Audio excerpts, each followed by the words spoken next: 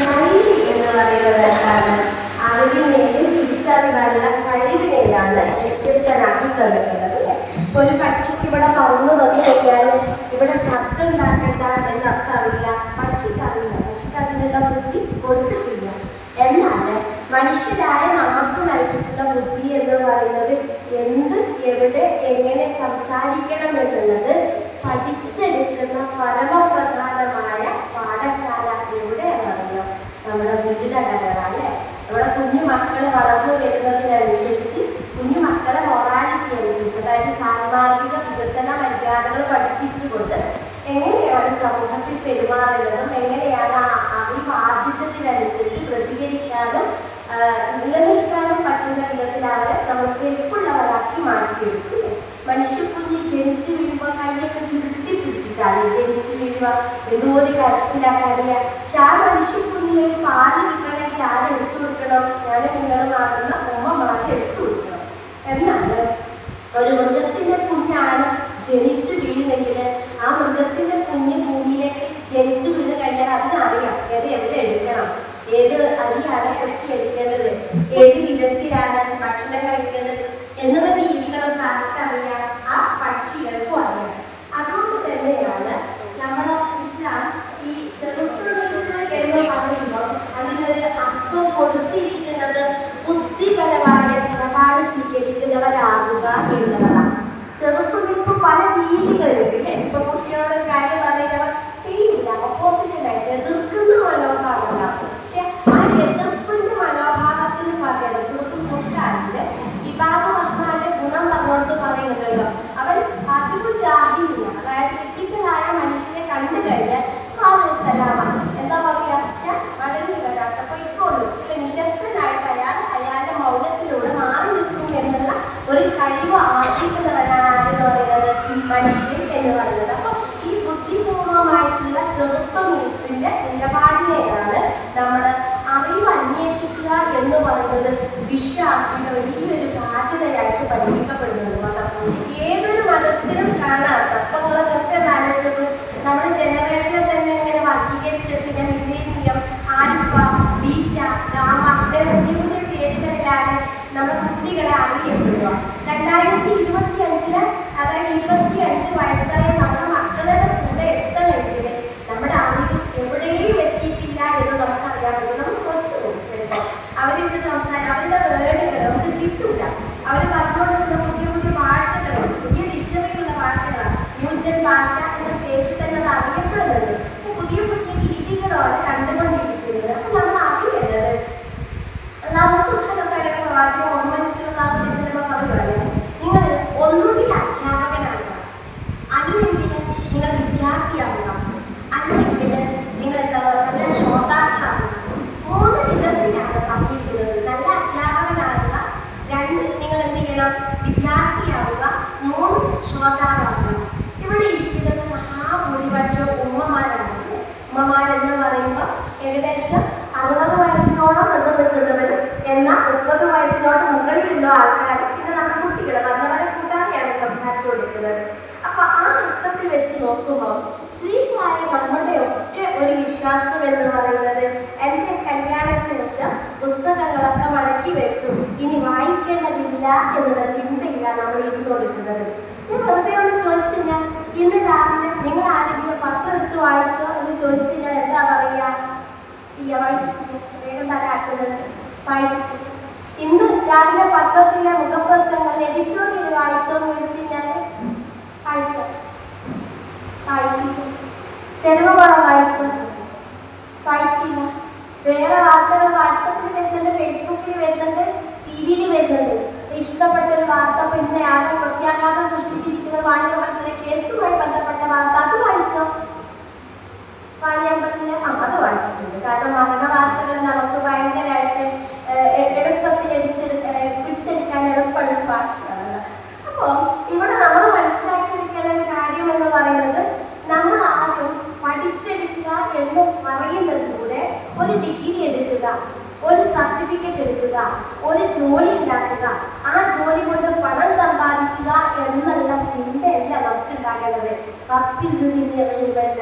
എത്ര ആഴ്ച പ്രാർത്ഥിക്കാൻ പറഞ്ഞത്? സുബഹി നിസ്കാരത്തിന് ശേഷം 3 പ്രാവശ്യം നിങ്ങൾ അല്ലാഹുവിനോട് പ്രാർത്ഥിക്കണേ, ഉപകാരപ്പെടുന്ന അറിവ് അല്ലാഹുവേ നീ എനിക്ക് വർദ്ധിപ്പിച്ചു തരണേ എന്നുള്ളത്. എന്നിട്ട് ആ പ്രാർത്ഥന നിൽക്കുന്നില്ലല്ലോ. പിന്നെന്താ പറഞ്ഞത്? അല്ലാഹുവേ സ്വീകരിക്കപ്പെടുന്ന അറിവും വിജ്ഞാനവും പ്രവർത്തനങ്ങളൊക്കെ ഞങ്ങൾക്ക് സ്വീകരിക്കണം, റിസ്ക്കും നല്ലതാക്കി തരണേ എന്നുള്ള ആത്മാർത്ഥമായ പ്രാർത്ഥന സുബഹി നിസ്കാര ശേഷം നിങ്ങൾ നടത്തണേ എന്ന് പ്രഖ്യാപിക്കുന്നുണ്ട്. അപ്പൊ ഞാൻ ഉമ്മമാരോട് പറയുന്നത്, അൽഹംദുലില്ലാ നമ്മളൊക്കെ ഒരു വിധത്തിൽ വിദ്യാർത്ഥികളാണ്. അപ്പൊ ഞാൻ ഇവിടെ കയറി വരുമ്പോൾ എന്നെ കൂട്ടാൻ വന്ന ആളോട് ചോദിച്ചു. അപ്പൊ അവര് പറഞ്ഞോട് അൽഫിത്ര നടക്കുന്നുണ്ട്, ഖുർആൻ ലേണിംഗ് സ്കൂളിൽ, അതായത് QHLS ഖുർആൻ ഹദീസ് ലേണിംഗ് സംരംഭം നടക്കുന്നുണ്ട്. അതിൽ പോയി പഠിക്കുന്നത് തന്നെ സ്വാഭാവികമായിട്ട് എന്താണ്, ഒരു വിജ്ഞാനം ആർജിക്കാനുള്ള അല്ലേ? നമ്മൾ ആ അറിവാണോ സമ്പത്താണോ വലുത് എന്ന് ചോദിക്കുമ്പോൾ അറിവാണ് വലുത് എന്ന് നമുക്കറിയാം. ഇപ്പൊ നമ്മുടെ 15-ാം വയസ്സിൽ ചോദിച്ച ചോദ്യങ്ങളാണോ നമ്മുടെ 15-ാം വയസ്സിലെ കുട്ടികൾ ചോദിച്ചുകൊണ്ടിരിക്കുന്നത്? എൻ്റെ അടുത്ത് നഴ്സറിയിൽ ഒരു ക്ലാസ് എടുക്കാൻ പോയപ്പോൾ ഒരു കുട്ടിയോട് ടീച്ചറിനെ ചോദിച്ചോളൂ, മോനെ ഈ ചോദ്യത്തിന് എന്താ ഉത്തരം? അവൻ ടീച്ചറെ മുഖത്തേക്ക് നോക്കിയിട്ട് പറഞ്ഞു, ഞാനൊന്ന് ആലോചിക്കട്ടെ. ടീച്ചർ പറയാം, ഞാൻ പ്രതീക്ഷിക്കുന്ന പോലുമില്ല. ഒരു കുട്ടി LKG പഠിക്കുന്ന കുട്ടിയുടെ വയസ്സൊക്കെ 3 വയസ്സേ ആയിട്ടുള്ളൂ. ഈ കുഞ്ഞു പറയാൻ ഞാനൊന്ന് ആലോചിക്കട്ടെ. നമ്മുടെ കാലഘട്ടത്തിൽ 3 വയസ്സിൽ ആലോചിക്കട്ടെ എന്നൊരു പദം പോലും കണ്ടെത്തിയിട്ടുണ്ടാവില്ല. അപ്പൊ അത്രയും വലിയ വ്യത്യാസങ്ങളാക്കി വന്നിട്ടുണ്ട്, വിജ്ഞാനമായിട്ട് കുട്ടികൾ ആർജിച്ചു വരുന്നുണ്ട്. അപ്പോൾ ഇവിടെ ഈ പറഞ്ഞു വച്ചതിൽ അറിവ് അന്വേഷിക്കുക എന്ന് പറയുമ്പോൾ എന്തിനാണ് മനുഷ്യൻ അറിവുണ്ടാക്കിയെടുക്കേണ്ട ആവശ്യകത? അറിവുണ്ടായിക്കഴിഞ്ഞാൽ അവിടെ വിശുദ്ധ ഖുർആൻ വളരെ വ്യക്തമായി പറയുന്നുണ്ട്. നേരത്തെ ഷാഹിൻ പാപ്പ സംസാരിക്കുമ്പോൾ ആ വിഷയമാണ്, അറിവുള്ളവനും അറിവില്ലാത്തവരും സമമാകുമോ എന്ന ചോദ്യം വിശുദ്ധ ഖുർആനിൽ വളരെ വ്യക്തമായിട്ട് വന്നിട്ടുണ്ട് അല്ലേ? അവിടെ വിശുദ്ധ ഖുർആൻ സൂറത്തുൽ സുമറിലെ 9-ാമത്തെ ആയത്താണ് സൂചിപ്പിക്കുന്നത്. അമ്മൻ ചോദിച്ചിട്ട് ചോദിക്കുന്നത്, അങ്ങനെയുള്ള മനുഷ്യനാണോ ഉത്തമൻ? അതല്ല, ഇങ്ങനെയുള്ള ഒരുവനോ? അവന് സുജൂദ് സാഷ്ടാംഗ നമസ്കാരം ചെയ്തുകൊണ്ടും നിന്ന് നമസ്കരിച്ചുകൊണ്ടും രാത്രി സമയങ്ങളിൽ ഭക്തനായിരിക്കുകയും അവൻ പരലോകത്തിനെ കുറിച്ച് ജാഗ്രതയായിരിക്കുകയും തന്റെ റബ്ബിന്റെ കാരുണ്യം പ്രതീക്ഷിച്ചുകൊണ്ടിരിക്കുകയും ചെയ്യുന്നവരാണ് എന്ന് പറഞ്ഞിട്ട് ആ സുമറിന്റെ അടയാളം വെച്ചിട്ടാണ് പറയുന്നത്. മനുഷ്യരെ കുറിച്ച് പറയാണ്, ഭയപ്പാടും പ്രതീക്ഷയും ഉണ്ടായിരിക്കും മനുഷ്യന് പറയുന്നത്. ഭയപ്പാട് എന്ന് പറയുന്നത് എന്തിനാണ്? ഒന്നും നമ്മുടെ കയ്യിലല്ലല്ലോ, ഒരു കാര്യവും നമ്മുടെ കയ്യിൽപ്പെട്ടതല്ല. സംസാരിക്കുന്നതും നമ്മൾ നടക്കുന്നതും നമ്മൾ ചിരിക്കുന്നതും ഏത് സമയത്തും നമ്മുടെ റൂഹിനെ എടുക്കുന്നത് ആരാണ്? അല്ലാഹു സുബ്ഹാനഹു വ തആല. അതുകൊണ്ട് അവൻ മരണത്തിനെ ചിന്തിച്ചുകൊണ്ട് പ്രവർത്തിക്കുന്നതാണ്. പ്രതീക്ഷ എന്ന് പറയുന്നത് വരാനിരിക്കുന്ന നല്ലൊരു ലോകത്ത് എനിക്ക് ചെയ്യാനുണ്ട്, പുതിയ കാര്യങ്ങൾ കിട്ടാനുണ്ട് എന്നുള്ള വലിയ പ്രതീക്ഷയിൽ കൂടി ജീവിക്കുന്നവനാണ് അവൻ എന്ന് പറയുന്നത്. എന്നിട്ട് പറയാണ് വിശുദ്ധ ഖുർആൻ അവിടെ വെച്ച് പറയുന്നത്, പിന്നെ അള്ളാഹു നിങ്ങൾക്ക് വിശാലത നൽകുന്നു എന്ന് പറഞ്ഞിട്ട് സൂറത്തുൽ ത്വാഹ, വിശുദ്ധ ഖുർആൻ സൂറത്തുൽ ത്വാഹയിലെ 116-ാമത്തെ ആയത്ത് ചോദിക്കുന്നത്, ولا تعجل بالقرآن من قبل أن يقضى إليك وحيه وقل رب زدني علما. യഥാർത്ഥ രാജാവായ അല്ലാഹുവാണ് സർവോന്നതത്തിൽ.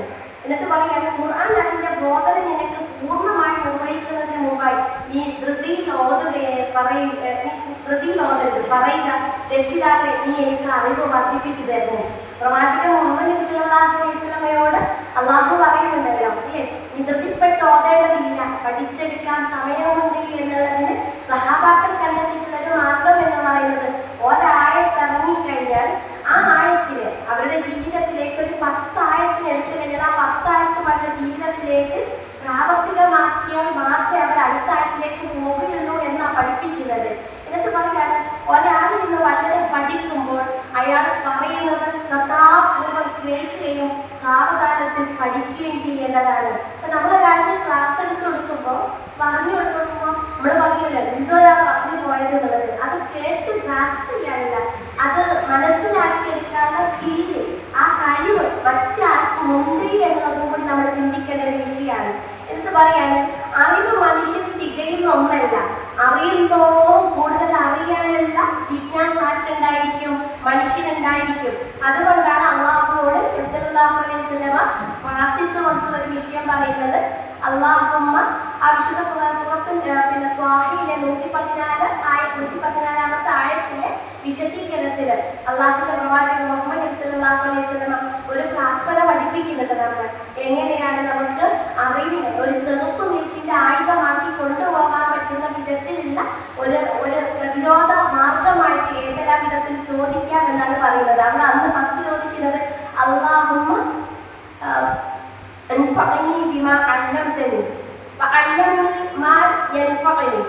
പിന്നെ പറയുന്നത് അല്ലാഹുവേ നീ എനിക്ക് പഠിപ്പിച്ചു തന്നിട്ടുള്ളത് കൊണ്ട് പ്രയോജനം നൽകണമേ. അല്ലാഹു സുബ്ഹാനഹു വ തആല നമുക്ക് അറിവ് നൽകുന്നത്. ആ അറിവിനോട് അല്ലാഹുവേ നീ എനിക്ക് എന്ത് ചെയ്യണം? പ്രയോജനം നൽകണമേ. കുറേ അറിവുണ്ടാക്കി വെച്ചിട്ട് കാര്യമില്ല. ഒരു സംഗതി ചെയ്യാൻ വരുമ്പോൾ, ഒരാളെ സംസാരിക്കാൻ വരുമ്പോൾ, എന്തെങ്കിലും പ്രതിരോധിക്കാൻ വരുമ്പോൾ, റബ്ബേ ഈ വിശുദ്ധ ഖുർആന്റെ ആയത്ത് പ്രകാരമാണ് എനിക്ക് മുന്നോട്ട് പോകാൻ കഴിയാത്തത് എന്നുള്ള നിലയിൽ കടഞ്ഞു നിർത്താൻ പറ്റുന്ന വിധത്തിലുള്ള ചിന്ത ആർക്കുണ്ടായിരിക്കണം? നമുക്കുണ്ടായിരിക്കണം. എന്നിട്ട് പറയുന്നതാണ് എനിക്ക് അറിവ് വർദ്ധിപ്പിച്ചു തരികയും എനിക്ക് ഉപകാരമുള്ളത് പഠിപ്പിച്ചു തരികയും ചെയ്യണമേ. അല്ലാഹുവേ ഇനി ചോദിക്കാം, എനിക്ക് ഉപകാരമുള്ളത് പഠിച്ചതിനെ പ്രയോജനപ്രദമാക്കണം, എനിക്ക് ഉപകാരമുള്ള അറിവ് പഠിപ്പിച്ചു തരികയും എല്ലാ അവസ്ഥയിലും അല്ലാഹുവേ നിനക്ക് സ്തോത്രം, അൽഹംദുലില്ലാഹ്. അപ്പൊ നമ്മൾ പറയുകയും മനസ്സിലാക്കുകയും ചെയ്യുന്ന ഒരു കാര്യം എന്ന് പറയുന്നത് അനന്തവിജ്ഞാനം അവർണ്ണനീയല്ലേ, ഈ ലോകം ഗോളം തിരിയുന്നതാണ്. അപ്പൊ യഥാർത്ഥത്തിൽ ലോകത്തിന്റെ ഇങ്ങനെ അച്ചുതണ്ടിൽ അതിവേഗത്തിൽ 1148 കിലോമീറ്റർ വേഗതയിലാണ് പോകുന്നത്. ഭൂമി ഇങ്ങനെ കറങ്ങോടില്ല, ചെറിയൊരു വ്യത്യാസം ഉണ്ടായിരിക്കും. പക്ഷെ ആ കറക്കത്തിൽ നമ്മൾ അറിയുന്നില്ല ഭൂമിയിലെ കറക്കം എന്ന് പറയുന്നത്. ആ കറക്കത്തിൽ വെച്ച് നോക്കുകയാണെങ്കിൽ ഈ ഭൂമി ലോകത്ത് വെച്ച് നമുക്ക് നേടിയെടുക്കാനുള്ള ഏറ്റവും വലിയ വിജ്ഞാനം എന്ന് പറയുന്നത് ഏതാ? നമ്മുടെ കയ്യിലിരിക്കുന്ന വിശുദ്ധ ഖുർആൻ എന്ന് പറയുന്ന ഈ മഹത്തായ ഗ്രന്ഥമാണ്. ആ മഹത്തായ ഗ്രന്ഥത്തിന്റെ ആശയങ്ങളുടെ പൊരുളിലേക്ക് നമ്മൾ എത്തിക്കഴിയുമ്പോൾ ഏത് വിധത്തിലാണ് നമ്മൾ മുന്നോട്ട് പോകേണ്ടത് എന്നുള്ളത് വളരെ വ്യക്തമായിട്ട് ഖുർആൻ നമ്മളെ സൂചിപ്പിച്ച് വെച്ച് പഠിപ്പിക്കുന്നുണ്ട്. എന്നിട്ട് പറയുവാണ്, അതായത് വിശുദ്ധ ഖുർആൻ 7-ാമത്തെ അധ്യായം 179-ാമത്തെ ആയത്ത്, 49-ാമത്തെ അധ്യായം 6-ാമത്തെ ആയത്ത്, 58-ാമത്തെ അധ്യായം 11-ാമത്തെ ആയത്ത് ഇതൊക്കെ സൂചിപ്പിക്കുന്നത് നിങ്ങൾ എന്ത് ചെയ്യണം? അറിവ് ആർജിക്കുന്നവരായി, വിജ്ഞാനം നേടിയെടുക്കുന്നവരായി മാറണം. വിശുദ്ധ ഖുർആനിലെ സൂറത്ത് തൗബ വായിച്ചു കഴിഞ്ഞാൽ അറിയാൻ പറ്റും. യുദ്ധം ചെയ്യുന്ന ഇടങ്ങളിൽ നിന്ന് എല്ലാവരും യുദ്ധത്തിന് പോകേണ്ടതില്ല, ഒരു വിഭാഗം മാറി നിന്ന് പഠിക്കണം, വിജ്ഞാനത്തിന് വേണ്ടി നിൽക്കണേ എന്ന് പറയുന്ന ഒരു ഭാഗത്തിന് നമുക്കവിടെ വായിച്ചെടുക്കാൻ സാധിക്കും. അപ്പൊ ഇവിടെയാണ് എവിടെയൊക്കെ നോക്കിക്കഴിഞ്ഞാലും ഈ അറിവിന്റെ പ്രാധാന്യത്തിനെ കുറിച്ച് ഈ മതം നമ്മളെ പഠിപ്പിച്ചുള്ള ആശയം എന്ന് പറയുന്നത് ആദ്യത്തെ വഹീന്റെ വചനം. ആദ്യത്തെ വഹീന്റെ വചനത്തിന് പറഞ്ഞിരിക്കുന്നത് വായിച്ചു കൊള്ളണം കേട്ടോ. എങ്ങനെയാ? ബിസ്മി റബ്ബിക്കല്ലദീ ഖലഖ്, സൃഷ്ടിച്ചവനായ നിന്റെ രക്ഷിതാവിന്റെ നാമത്തിലാണ് കേട്ടോ വായനകൾ കണ്ടത്. അപ്പൊ നമ്മുടെ ഇന്നത്തെ ഈ കാലഘട്ടത്തിലെ സമകാലിക കാലഘട്ടത്തിലെ പ്രശ്നം എന്ന് പറയുന്നത് നമ്മുടെ പഴയ കാലഘട്ടത്തിൽ, അപ്പൊ നമ്മൾ കേട്ടിട്ടുണ്ട് 100-ാമത്തെ വാർഷികം കഴിച്ചില്ലേ? ആ 100-ാമത്തെ വാർഷികം കഴിക്കുമ്പോൾ ഒരു 25 വർഷം മുന്നില്ല പഴയ, അതായത് 75 വർഷം മുന്നോട്ടും 25 വർഷം പിന്നോട്ടൊന്ന് ചിന്തിച്ച് നോക്കിക്കോളൂ. എത്രമാത്രം ഇരുട്ടറിഞ്ഞ ഒരു കാലഘട്ടത്തിലാണ് നമ്മൾ ജീവിച്ചുകൊണ്ടിരുന്നത്. ആ മനുഷ്യരെയാണ് അവരുടെ രൂപങ്ങൾ ഇപ്പൊ നോക്കുന്നത്. വാർദ്ധക്യം വരുന്നവർ നമ്മളൊക്കെ സൗന്ദര്യം വെച്ച് വരിക ചെയ്യുന്നത്. ആഴ്ച വരുന്നവർ ആൾക്കാരെക്കാൾ പഴയ കാലത്ത് ആൾക്കാരെ കഴിഞ്ഞാൽ അവരുടെ മുടി, അവരുടെ ജടകുത്തിയ രൂപങ്ങൾ, അവരുടെ ഡ്രസ്സുകൾ എന്തെല്ലാം വ്യത്യാസങ്ങളാണ് കണ്ടിട്ടുണ്ടായിരുന്നത്. അപ്പൊ അതിലൊരുപാട് വ്യത്യാസങ്ങൾ കണ്ടുകൊണ്ടിരിക്കുന്നുണ്ട്. അപ്പൊ പഴയ കാലഘട്ടത്തിലെ ഉമ്മമാരോട് നമ്മളത് ചോദിച്ചു കഴിഞ്ഞാൽ അവർ പറയും, മക്കളെ എന്തെങ്കിലും ഒന്ന് പഠിക്കാനൊരു സമയം ഉണ്ടായിരുന്നു, എന്തെങ്കിലും ഒന്ന് വായിക്കാനൊരു സമയം ഉണ്ടായിരുന്നു. പക്ഷെ ഇന്നത്തെ കാലഘട്ടത്തിന്റെ പ്രത്യേകത എന്താ? നമ്മുടെ കുട്ടികൾ 5ഉം 6ഉം 7ഉം ഭാഷകൾ പഠിച്ചെടുക്കാനുള്ള ഭയങ്കരമായിട്ട് അവർക്കൊന്നും വേണ്ട. ഒരു ചെറിയ കാര്യം പറഞ്ഞിട്ട് പറഞ്ഞാൽ ഇപ്പൊ പറയാനോ ചാറ്റ്ജിപിടിയോടൊന്ന് ചോദിക്കട്ടെ, കുറച്ച് കഴിഞ്ഞാൽ എന്താ പറയാ, തെറ്റായി പറഞ്ഞു തരും എന്താ പറയേണ്ടത് എന്നുള്ളത് ഇല്ലേ? അവർ പറയുന്നത് ആത്മഹത്യ ചെയ്യുന്ന കുറിപ്പ് പോലെ ഉണ്ടാക്കി തരുന്ന ആൾക്കാരായിട്ട് ആരാ അവരെ സഹായിക്കുന്നത്? ഇന്നത്തെ സോഷ്യൽ മീഡിയകളാണ് നമ്മുടെ കുട്ടികളെ സഹായിച്ചുകൊണ്ടിരിക്കുന്നത്. അപ്പൊ എവിടെയാണ് വിശുദ്ധ ഖുർആനിൽ അല്ലാഹുവിന്റെ പ്രവാചകൻ പഠിപ്പിക്കുന്ന ആദ്യ കൽപ്പന ഇഖ്റ, വായിച്ചു കൊള്ളണം. അതുകൊണ്ട് നമ്മുടെ ജീവിതത്തിന്റെ ശൈലിയിൽ നമ്മൾ ആദ്യം ഉണ്ടാക്കിയെടുക്കേണ്ട ഒരു കാര്യം എന്ന് പറയുന്നത് വായന നമുക്കുണ്ടോ എന്നതാണ്. സ്ത്രീകളായ ഉമ്മമാരോട് എനിക്ക് പറയാനുള്ളത്, നമുക്ക് എപ്പോഴാണ് വായിക്കാൻ സമയം? പല ഉമ്മമാരും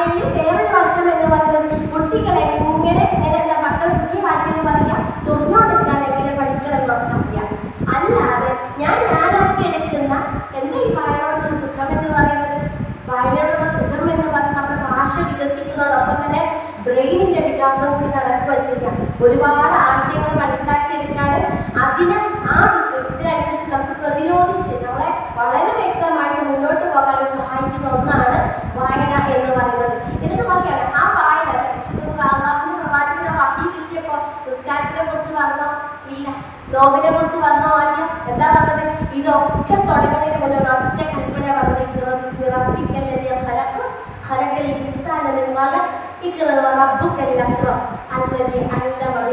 എന്താ ഈ പേനയും മനുഷ്യനും തമ്മിലുള്ള ബന്ധം?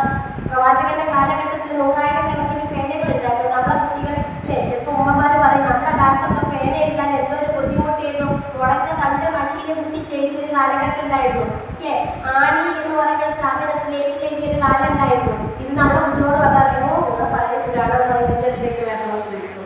കുട്ടികൾക്ക് പുതിയ പുതിയ പേനകളാണുള്ളത്. പക്ഷെ ആ പേന എന്ന് പറയുമ്പോൾ നമ്മുടെ കയ്യിൽ ഇങ്ങനെ പിടിക്കുമ്പോൾ ഇത് നമ്മുടെ ബ്രെയിനിലൊക്കെ കണക്ട് ചെയ്ത്, അതുകൊണ്ടാണ് മതം പറയുന്നത് നല്ല മക്കളിൽ ഫലം പേന കൊണ്ട് എഴുതാൻ പഠിപ്പിച്ച നമ്മൾ എഴുതുകയും പഠിക്കുകയും ചെയ്യാം. ചില ഉമ്മ പലപ്പോഴും എഴുത്തുകൾ ആലോചിച്ചിട്ടുണ്ട്. കക്കാണ്ട് ഒരു പ്രായം ചെന്ന ഉമ്മ അവർക്ക് ക്യാൻസർ രോഗബാധിതയായിരുന്ന സമയത്ത് അവരുടെ ആ ഫ്രസ്ട്രേഷൻ, അവരുടെ എന്താ പറയുക, മനസ്സിലുണ്ടാകുന്ന അസുഖത്തിന്റെ അസ്വസ്ഥത കുറയുന്നതിന് വേണ്ടിയിട്ട് കയ്യിലിരിക്കുന്ന ഒരു പേനയെ ഡയറിയിൽ ഇങ്ങനെ എഴുതി കുറിച്ച പുസ്തകമാണ് ഒരു ചരിത്ര പുസ്തകമായിട്ട് മക്കൾ പ്രസിദ്ധീകരിച്ചത്. അപ്പൊ നമ്മൾ അറിയേണ്ടത് നമുക്ക് എഴുതാനുള്ള കഴിവുണ്ടായി കഴിഞ്ഞാൽ അതിന് കെട്ടും മട്ടും കാര്യങ്ങളൊന്നും ആവശ്യമില്ല. പക്ഷെ അത് എഴുതി വെക്കുന്തോറും നമുക്ക് എന്താ ഉണ്ടാവുക? അറിവ് വർദ്ധിക്കാൻ ചെയ്യാം. അപ്പൊ ആ അറിവിന്റെ ആയുധമാണ് ആർക്കുണ്ടാകേണ്ടത്? നമുക്ക് ഉണ്ടായിരിക്കേണ്ടത്. ഈ പേന കൊണ്ട് എഴുതാൻ പഠിപ്പിച്ചവനായ നിന്റെ രക്ഷിതാവ് എന്ന് 1400 വർഷങ്ങൾക്ക് മുമ്പ് അള്ളാഹുവിന്റെ പ്രവാചകൻ പഠിപ്പിച്ചു തന്നതിന്റെ അടിസ്ഥാനം കൂടി നമ്മൾ ആലോചിക്കുക. എന്നിട്ട് പറയുവാണ് അറിവ് സമ്പാദിക്കാൻ ഓരോ വിശ്വാസിയുടെ നിർബന്ധ കാര്യമാണ്. പ്രവാചകൻ മുഹമ്മദ് നബി സല്ലല്ലാഹു അലൈഹി വസല്ലം ബദർ യുദ്ധത്തിൽ അനുയായികളിൽ എന്താ ഉണ്ടായത്? 2 ഭാഗത്ത് യുദ്ധം നടന്നു. ഒരുപാട് ബന്ദികളാക്കി പിടിച്ച മനുഷ്യരെ മോചിപ്പിക്കുന്നതിന് വേണ്ടിയിട്ട് അല്ലാഹു സുബ്ഹാനഹു വ തആല പ്രവാചകൻ മുഹമ്മദ് നബി സല്ലല്ലാഹു അലൈഹി വസല്ലം അനുയായികളോട് എന്താ പറഞ്ഞു കൊടുത്തത്? രക്ഷപ്പെടുത്താനുള്ള മാർഗമുള്ളത് നിങ്ങൾ അവർക്ക് അക്ഷരജ്ഞാനം പഠിപ്പിക്കണേ എന്നുള്ളത്. അപ്പൊ അത്രമാത്രം പ്രാധാന്യം നിറഞ്ഞ ഒരു വിഷയത്തിനെയാണ് നമ്മൾ അതിനെ ഗൗനിക്കാതെ മുന്നോട്ട് കൊണ്ടുപോകുന്നത്. വിശുദ്ധ ഖുർആൻ ഏകദേശം 80 സ്ഥലത്ത് ചോദിക്കുന്ന ഒരു ചോദ്യമുണ്ട്. നിങ്ങൾ ചിന്തിക്കുന്നില്ലേ? നിങ്ങൾ ബുദ്ധി കൊടുത്ത് മനസ്സിലാക്കുന്നില്ലേ എന്നുള്ള ചോദ്യം 80 ചോദിക്കുന്നുണ്ട് എന്നുള്ളതാണ്. അപ്പോ ഇവിടെ നമ്മൾ അറിയേണ്ടത് നമ്മുടെ ഈ അറിവ് എന്ന് പറയുന്ന ഭാഗത്തിലേക്ക് നമ്മൾ പ്രവേശിക്കുമ്പോൾ ഏതെല്ലാം തരത്തിലുള്ള അറിവാണ് സ്ത്രീകളായ നമുക്ക് ഉണ്ടായിരിക്കേണ്ടത് എന്നുള്ള ചിന്ത നമുക്ക് ഉണ്ടായിരിക്കണം. സ്ത്രീകൾ എന്ന് ഞാൻ പ്രത്യേകം എടുത്തു പറയാനുള്ള കാരണം ഏറ്റവും കൂടുതൽ ചൂഷണം ചെയ്യപ്പെടുന്ന, ഏറ്റവും കൂടുതൽ എന്താ പറയുക, അടിമത്തത്തിന് അല്ലെങ്കിൽ അടിച്ചമർത്തലിന് വിധേയമാക്കപ്പെടുന്ന ഒരു വിഭാഗമായതുകൊണ്ട് തന്നെ വിശുദ്ധ ഖുർആനും തിരുസുന്നത്തും അടിസ്ഥാനപ്പെടുത്തി സംസാരിക്കാൻ പറ്റുന്ന വിധത്തിലുള്ള കഴിവുകൾ വിശുദ്ധ ഖുർആനും പ്രവാചകന്റെ ഹദീസിലും നൽകിയിട്ടത് പോലും മുന്നോട്ട് കൊണ്ടുപോകാൻ കഴിയാത്ത വിധത്തിൽ ജീവിക്കുന്നവരായതുകൊണ്ട് തന്നെ സ്ത്രീകൾക്ക് ഉണ്ടായിരിക്കുന്ന അറിവുണ്ടായി കഴിഞ്ഞാൽ ഉണ്ടാകുന്ന ഗുണം എന്ന് പറയുന്നത് നമ്മൾ വളർത്തി വലുതാകുന്ന കുട്ടികൾക്ക് എന്തുണ്ടായിരിക്കും? ആ ഒരു പ്രതിരോധത്തിന്റെ എവിടെയാണ് ഞാൻ എന്ത് സംസാരിക്കേണ്ടത് എന്ന് പറയാവുന്ന കഴിവുകൾ ഈ കുട്ടികൾക്ക് ഉണ്ടായിരിക്കും. അപ്പൊ ഈ വിഷയം ഞാൻ പറയാനൊരു കഥ. ഇന്നത്തെ കാലഘട്ടത്തിൽ പൊതുവെ പല ഉമ്മമാരും പറഞ്ഞുകൊണ്ടിരിക്കുന്ന പരാതി എന്ന് പറയുന്നത് കുട്ടികൾ പറഞ്ഞത് അനുസരിക്കുന്നില്ല, അവർ മതപരമായിട്ട് ജീവിക്കുന്നില്ല, മതപരമായ ആശയങ്ങൾ പുലർത്തിക്കൊണ്ടു പോകുന്നില്ല. ഇതൊക്കെ പറയുമ്പോൾ നമ്മൾ ആലോചിക്കേണ്ട ഒരു വിഷയം, നമുക്ക് നമ്മുടെ കുട്ടികൾക്ക് ഖുർആനിന്റെ അറിവായിട്ടുള്ള വായന ജീവിതത്തിൽ പ്രായോഗികമാക്കി കൊടുക്കാൻ ആദ്യത്തെ 5 വയസ്സിൽ സാധിക്കുന്നുണ്ടോ എന്ന് നമ്മൾ നോക്കണം. ആദ്യത്തെ 5 വയസ്സിലാണ് കുട്ടിയുടെ സ്വഭാവങ്ങളും കുട്ടിയുടെ പെരുമാറ്റങ്ങളും രൂപപ്പെട്ട് വരുന്ന സമയം എന്ന് പറഞ്ഞത്. അവിടെയാണ് കുട്ടിക്ക് നമ്മളിപ്പോൾ മൂത്രമൊഴിക്കാൻ വരുന്ന ഒരു കുട്ടി, ഇപ്പോൾ നമ്മളിപ്പോൾ ടോയ്ലറ്റ് ട്രെയിനിങ് എന്ന് പറയും. ടോയ്ലറ്റ് ട്രെയിനിങ് എന്ന് പറഞ്ഞാൽ കുട്ടി എവിടെ മൂത്രമൊഴിക്കണം, എവിടെ അപ്പിടണം എന്നൊരു ട്രെയിനിങ് കൊടുത്തിട്ടാണ് നമ്മുടെ വാർത്തമ്മമാർ നമ്മൾ പഴയ കാലത്ത് പഠിപ്പിച്ചത്. പക്ഷെ ഇന്നത്തെ കാലഘട്ടത്തിൽ ടോയ്ലറ്റ് ട്രെയിനിങ് അത്ര സാധ്യമല്ല. എന്തുകൊണ്ടാണെന്നറിയോ? പാമ്പേഴ്സിൽ അധികം ആൾക്കാരുള്ളത്. ഇപ്പൊ കുട്ടിക്ക് എപ്പോൾ അപ്പിടണം, എപ്പോൾ മൂത്രമൊഴിക്കണം അറിയില്ല. പക്ഷെ മതപരമായി നമ്മൾ ചെറുപ്പത്തിലേ പഠിച്ചൊരു കാര്യമുണ്ട്. പെൺകുട്ടി മൂത്രമൊഴിച്ചാൽ എന്ത് ചെയ്യണം, ആൺകുട്ടി മൂത്രമൊഴിച്ചാൽ എന്ത് ചെയ്യണം. മൂത്രമൊഴിച്ച ആൺകുട്ടിയെയും പെൺകുട്ടിയെയും ആ വയസ്സിനാകുന്ന സമയത്ത് കഴുകി ശുചീകരിക്കുന്ന രീതിയെക്കുറിച്ച് ഏതിന്റെ അറിവ് വെച്ചിട്ട് നമ്മൾ സംസാരിക്കുന്നത്? പ്രവാചകൻ മുഹമ്മദ് നബി സല്ലല്ലാഹു അലൈഹി വസല്ലം പഠിപ്പിച്ചു എന്ന ഫിഖ്ഹിപരമായ വിഷയത്തിന്റെ അടിസ്ഥാനത്തിൽ നമ്മൾ സംസാരിക്കുന്നത്. അപ്പൊ ആ വിഷയത്തിൽ ഖുർആൻ പരമായിട്ടുള്ള അറിവുകൾ, ഇനി കുട്ടികൾ ഭക്ഷണം കഴിക്കുമ്പോൾ നമ്മൾ എന്താ പഠിപ്പിച്ചു കൊടുക്കുക, വാരി വലിച്ച് കഴിക്കണേ എന്നല്ലല്ലോ. ആ അറിവ് എന്ന് പറയുന്നത് ഖുർആനികപരമായ ഒരു ആത്മീയപരമായ വിജ്ഞാനം കുട്ടിക്ക് ഉണ്ടാക്കിയെടുക്കുമ്പോൾ എവിടെയാണ് ഭക്ഷണശീലങ്ങളും ആഹാര മര്യാദകളും ആദ്യത്തെ 5 വയസ്സിലെ കുഞ്ഞിനെ പഠിപ്പിക്കുമ്പോൾ കുഞ്ഞിനെ പ്രതിരോധിക്കാനുള്ള മനസ്സ് അവനുണ്ടായിരിക്കും. ഇതാണ് ചെയ്യേണ്ടത്, ഇതാണ് ശരി എന്ന് പറയുന്നത്. അവന് ഇടത് കൈ കൊണ്ട് ഭക്ഷണം കഴിക്കുന്ന കുട്ടിയെ പിടിച്ചു വലിച്ചു മാറ്റുന്നതിന് പകരം നമ്മൾ ചെയ്യിപ്പിച്ചു കൊടുക്കേണ്ടത് വലത് കൈയാണ് എന്നുള്ള മുൻഗണനയാണ്. പിടിച്ചു വലിക്കാൻ പാടില്ല. അവർക്ക് ശീലങ്ങളും സ്വഭാവങ്ങളും പഠിപ്പിച്ചു കൊടുക്കുന്നതിന്റെ ഭാഗമായിട്ട്. 2, ഇവർക്ക് നാം കൊടുക്കേണ്ടത് തൗഹീദിനെ കുറിച്ചും ആഖിറത്തിനെ കുറിച്ചുള്ള ഒരു ബോധ്യം നമുക്ക് ഉണ്ടാക്കി കൊടുക്കണം. എന്താ കുഞ്ഞിങ്ങനെ ചെറിയ ഒരു ആദ്യത്തെ 3 വയസ്സ് മുതൽ 5 വയസ്സ് വരെയുള്ള കാലഘട്ടത്തിൽ കുട്ടി ഒരുപാട് ചോദ്യങ്ങൾ ചോദിച്ചുകൊണ്ടേയിരിക്കും. ആ ചോദ്യങ്ങൾ ചോദിക്കുമ്പോൾ ആ കുട്ടിക്ക് ചോദ്യങ്ങൾക്ക് ഉത്തരം കൊടുക്കാൻ പറ്റുന്ന നല്ലൊരു ചിന്ത നമ്മുടെ മനസ്സിൽ വേണം. ഇതിപ്പോ ഇനി അറിയേണ്ടതല്ല, നീ ഉത്തരം കേൾക്കേണ്ടതല്ല എന്ന് പറഞ്ഞു കഴിഞ്ഞാൽ കുട്ടിക്ക് ആ ക്യൂരിയോസിറ്റി കുറയുക ചെയ്യുക. ഇനി ഉമ്മനോട് പോയി ചോദിച്ചിട്ട് കാര്യമില്ല എന്നുള്ളതിലേക്ക് വരും. പക്ഷെ നമ്മൾ അറിയണം, നമുക്ക് അറിയില്ലെങ്കിൽ നമ്മൾ കുട്ടിയോട് പറയണം, ഉമ്മക്ക് അറിയില്ല, ഉമ്മ ചോദിച്ചു നോക്കട്ടെ എന്ന് പറഞ്ഞാൽ കുട്ടി അവിടെ പഠിക്കുന്നത് ഉമ്മയുടെ ഒരു പുതിയ പഠനമാണ്. കാരണം ഉമ്മ അറിയാത്ത വിഷയങ്ങൾ ആരോടോ ചോദിച്ചിട്ട് പറഞ്ഞു തരും എന്നാ പറഞ്ഞിരിക്കുന്നത്. ഇത് ചോദിക്കേണ്ട കുട്ടീനെ എതിർത്തോടെ അവനെ എതിർക്കുന്ന രീതിയിലേക്കല്ല അവനെ മാറ്റിയെടുക്കുന്നത്. 3ാമത്തെ ഒരു കാര്യം എന്ന് പറഞ്ഞാൽ ഹലാൽ എന്താ ഹറാം എന്താ. പ്രവാചകൻ മുഹമ്മദ് സല്ലല്ലാഹു അലൈഹി വസല്ലമയുടെ മക്കള് പേരക്കുട്ടികളിൽ ഹസൻ ഹുസൈൻ റളിയല്ലാഹു അൻഹുമാർ അവർ ഈത്തപ്പഴത്തിന്റെ കഷ്ണം കടിച്ചപ്പം പ്രവാചകൻ പറഞ്ഞു തുപ്പിക്കളി. പ്രവാചകൻ ഈ മക്കളോട് പറഞ്ഞു കൊടുക്കണം, മക്കളെ ബൈത്തുൽ മാലിലെ സംഭവം ആർക്കുള്ളതല്ല, പ്രവാചകന്റെ കുടുംബത്തിന് പറ്റിയതല്ല എന്ന് പഠിപ്പിച്ചിട്ടാണ്. അപ്പൊ ഹലാൽ എന്താ ഹറാം എന്താ ഇത് കുട്ടിക്ക് ഏത് പ്രായത്തിലാണ് കിട്ടേണ്ടത്? അവരുടെ അറിവ് വളർന്നുകൊണ്ടിരിക്കുന്ന ചെറിയ കാലഘട്ടത്തിൽ ലഭിക്കേണ്ട ഒന്നാണ്. പിന്നെ മറ്റൊരു കാര്യം എന്ന് പറയുന്നത് സത്യസന്ധത, സഹനം, മൂല്യം, നീതി കൊടുക്കാനുള്ള ഷെയറിംഗ് മെന്റാലിറ്റി. ഇതൊക്കെ ഒരു അറിവിന്റെ ഭാഗമായിട്ട് ആരിൽ നിന്നാണ് കിട്ടേണ്ടത്? അറിവുള്ള ഉമ്മയിൽ നിന്ന് കുട്ടിയിലേക്ക് എത്തിപ്പെടുമ്പോഴാണ് ആ അറിവുള്ള സമൂഹം നിലനിന്ന് പോരുക എന്ന് പറയുന്നത്. ഇനി നമ്മൾ അറിയേണ്ടത് ലോകത്തിൽ ഒരുപാട് തരത്തിലുള്ള അറിവുകളുണ്ട് അല്ലേ. നമ്മൾ പറയും ഭാഷാപരമായിട്ടുള്ള അറിവുകൾ. അറബി ഭാഷയാണല്ലോ നമ്മുടെ പ്രധാന ഭാഷ എന്ന് പറയുന്നത്. എന്നാൽ മലയാള ഭാഷയുണ്ട്, ഇംഗ്ലീഷ് ഭാഷയുണ്ട്, മറ്റു ഭാഷകളുണ്ട്. മതം അത് പഠിക്കണ്ട എന്നുള്ളതോ അത് നേടിയെടുക്കണ്ട എന്നോ എവിടെയെങ്കിലും പറഞ്ഞിട്ടുണ്ടോ? പ്രവാചകൻ മുഹമ്മദ് സല്ലല്ലാഹു അലൈഹി വസല്ലമ പ്രബോധനത്തിന്റെ കാലഘട്ടത്തിൽ എന്താ പറഞ്ഞിരിക്കുന്നത്? എല്ലായിടത്തും പ്രബോധനം ചെയ്യും. പ്രവാചകർക്ക് ഹജ്ജത്തുൽ വിദാഇന്റെ പ്രസംഗം നടന്നുകൊണ്ടിരിക്കുന്ന സമയത്ത് 4 കുതിരകളിലെ പല ഭാഗത്തായിട്ട് തിരിഞ്ഞു നിൽക്കുക. അത് കിട്ടിക്കഴിഞ്ഞപ്പോൾ അവർ പോകുന്നത് എന്താ? ഈ ദിവ്യ തത്വത്തിനെ മറ്റിടത്തേക്ക് ഏൽപ്പിക്കണം. അപ്പൊ അല്ലാഹുവിന്റെ പ്രവാചകൻ പഠിപ്പിച്ചു കൊടുക്കുന്നത് എന്താ? നിങ്ങളൊരു കാര്യം ചെയ്യണേ, നിങ്ങൾ ആശയങ്ങൾ പഠിച്ചെടുക്കണം, ഭാഷകൾ പഠിച്ചെടുക്കണം എന്ന് പറയാണ്. അപ്പൊ ഭാഷകൾ പഠിച്ചെടുക്കുന്നതിലൂടെ നമുക്കൊന്നും നഷ്ടപ്പെടാനില്ല. പക്ഷെ അവിടെ നമുക്ക് അറിയണം അറിവെന്ത്, തിരിച്ചറിവെന്ത് എന്നുള്ളത്. കുറെ അറിവുകൾ ഉണ്ടായിട്ട് കാര്യമില്ല അല്ലെ. പരലോകത്തെ ഏറ്റവും കൂടുതൽ ചോദ്യം ചെയ്യപ്പെടുന്ന വിഭാഗക്കാരാരാണ്? പണ്ഡിതന്മാരാണ് എന്നാണ് പറയുന്നത്. എന്താ അവരുടെ പാണ്ഡിത്യത്തിന് ചോദ്യം ചെയ്യപ്പെടാനുള്ള കാരണം? അവർ വളരെ മനോഹരമായിട്ട് ഖുർആൻ ഓതുന്നവരായിരിക്കും, അവർ വളരെ മനോഹരമായി ഖുർആനെ പറഞ്ഞു തരുന്നവരായിരിക്കും. അവർ ജീവിതത്തിലൊക്കെ പ്രാവർത്തികമാക്കുകയോ മറ്റുള്ളവർക്ക് കാണിക്കുന്നതിന് വേണ്ടി, തൃപ്തിപ്പെടുത്തുന്നതിന് വേണ്ടി അല്ലെങ്കിൽ ചെറിയ ശിർക്കിന്റെ ഭാഗമായിട്ടാണ് ചെയ്യുന്നതെങ്കിൽ അതുകൊണ്ടാണ് നരകത്തിൽ ആരെയാ ഏറ്റവും കൂടുതൽ കാണപ്പെടുക എന്നത്? പണ്ഡിതന്മാരെ എന്ന് പറയാനുള്ള ഒരു കാരണം കൂടി പറയുന്നത്. അപ്പൊ ഇവിടെയാണ് നമ്മുടെ ശാസ്ത്രം, നമുക്കറിയാം സ്പെയിനിന്റെ തകർച്ചയുമായി ബന്ധപ്പെട്ട കാര്യങ്ങൾ എടുത്തു കഴിഞ്ഞാൽ ശാസ്ത്ര ലോകത്ത് നൽകിയ ടെക്നോളജികളും ഡിജിറ്റലുമായിട്ടുള്ള അറിവുകളും ഒരുപാട് വിജ്ഞാന മേഖലകൾ ഉയർന്നു വരുന്നുണ്ട്. അപ്പൊ ഇതും നമ്മൾ ശ്രദ്ധിക്കേണ്ടതുണ്ട്. അപ്പൊ ഇസ്ലാം പറയുന്നത് നിങ്ങൾ ഈ അറിവ് സമ്പാദിക്കേണ്ട എന്നുള്ളത്, നേടിയെടുക്കേണ്ട എന്നുള്ളതല്ല. ഇപ്പൊ ഈ അടുത്ത് ഞാനൊരു 60 വയസ്സായ ഉമ്മാമരെ കണ്ട. ആ ഉമ്മന്റെ ഒരു പ്രശ്നം എന്താ പറയാ? ഉമ്മ പറയുന്നത് അവർക്ക് 3 മക്കളുണ്ട്. അപ്പൊ ബാപ്പ ഈ മക്കൾക്ക് വലിയ കുട്ടിക്ക് 7 വയസ്സാകുമ്പോൾ ഉപേക്ഷിച്ചു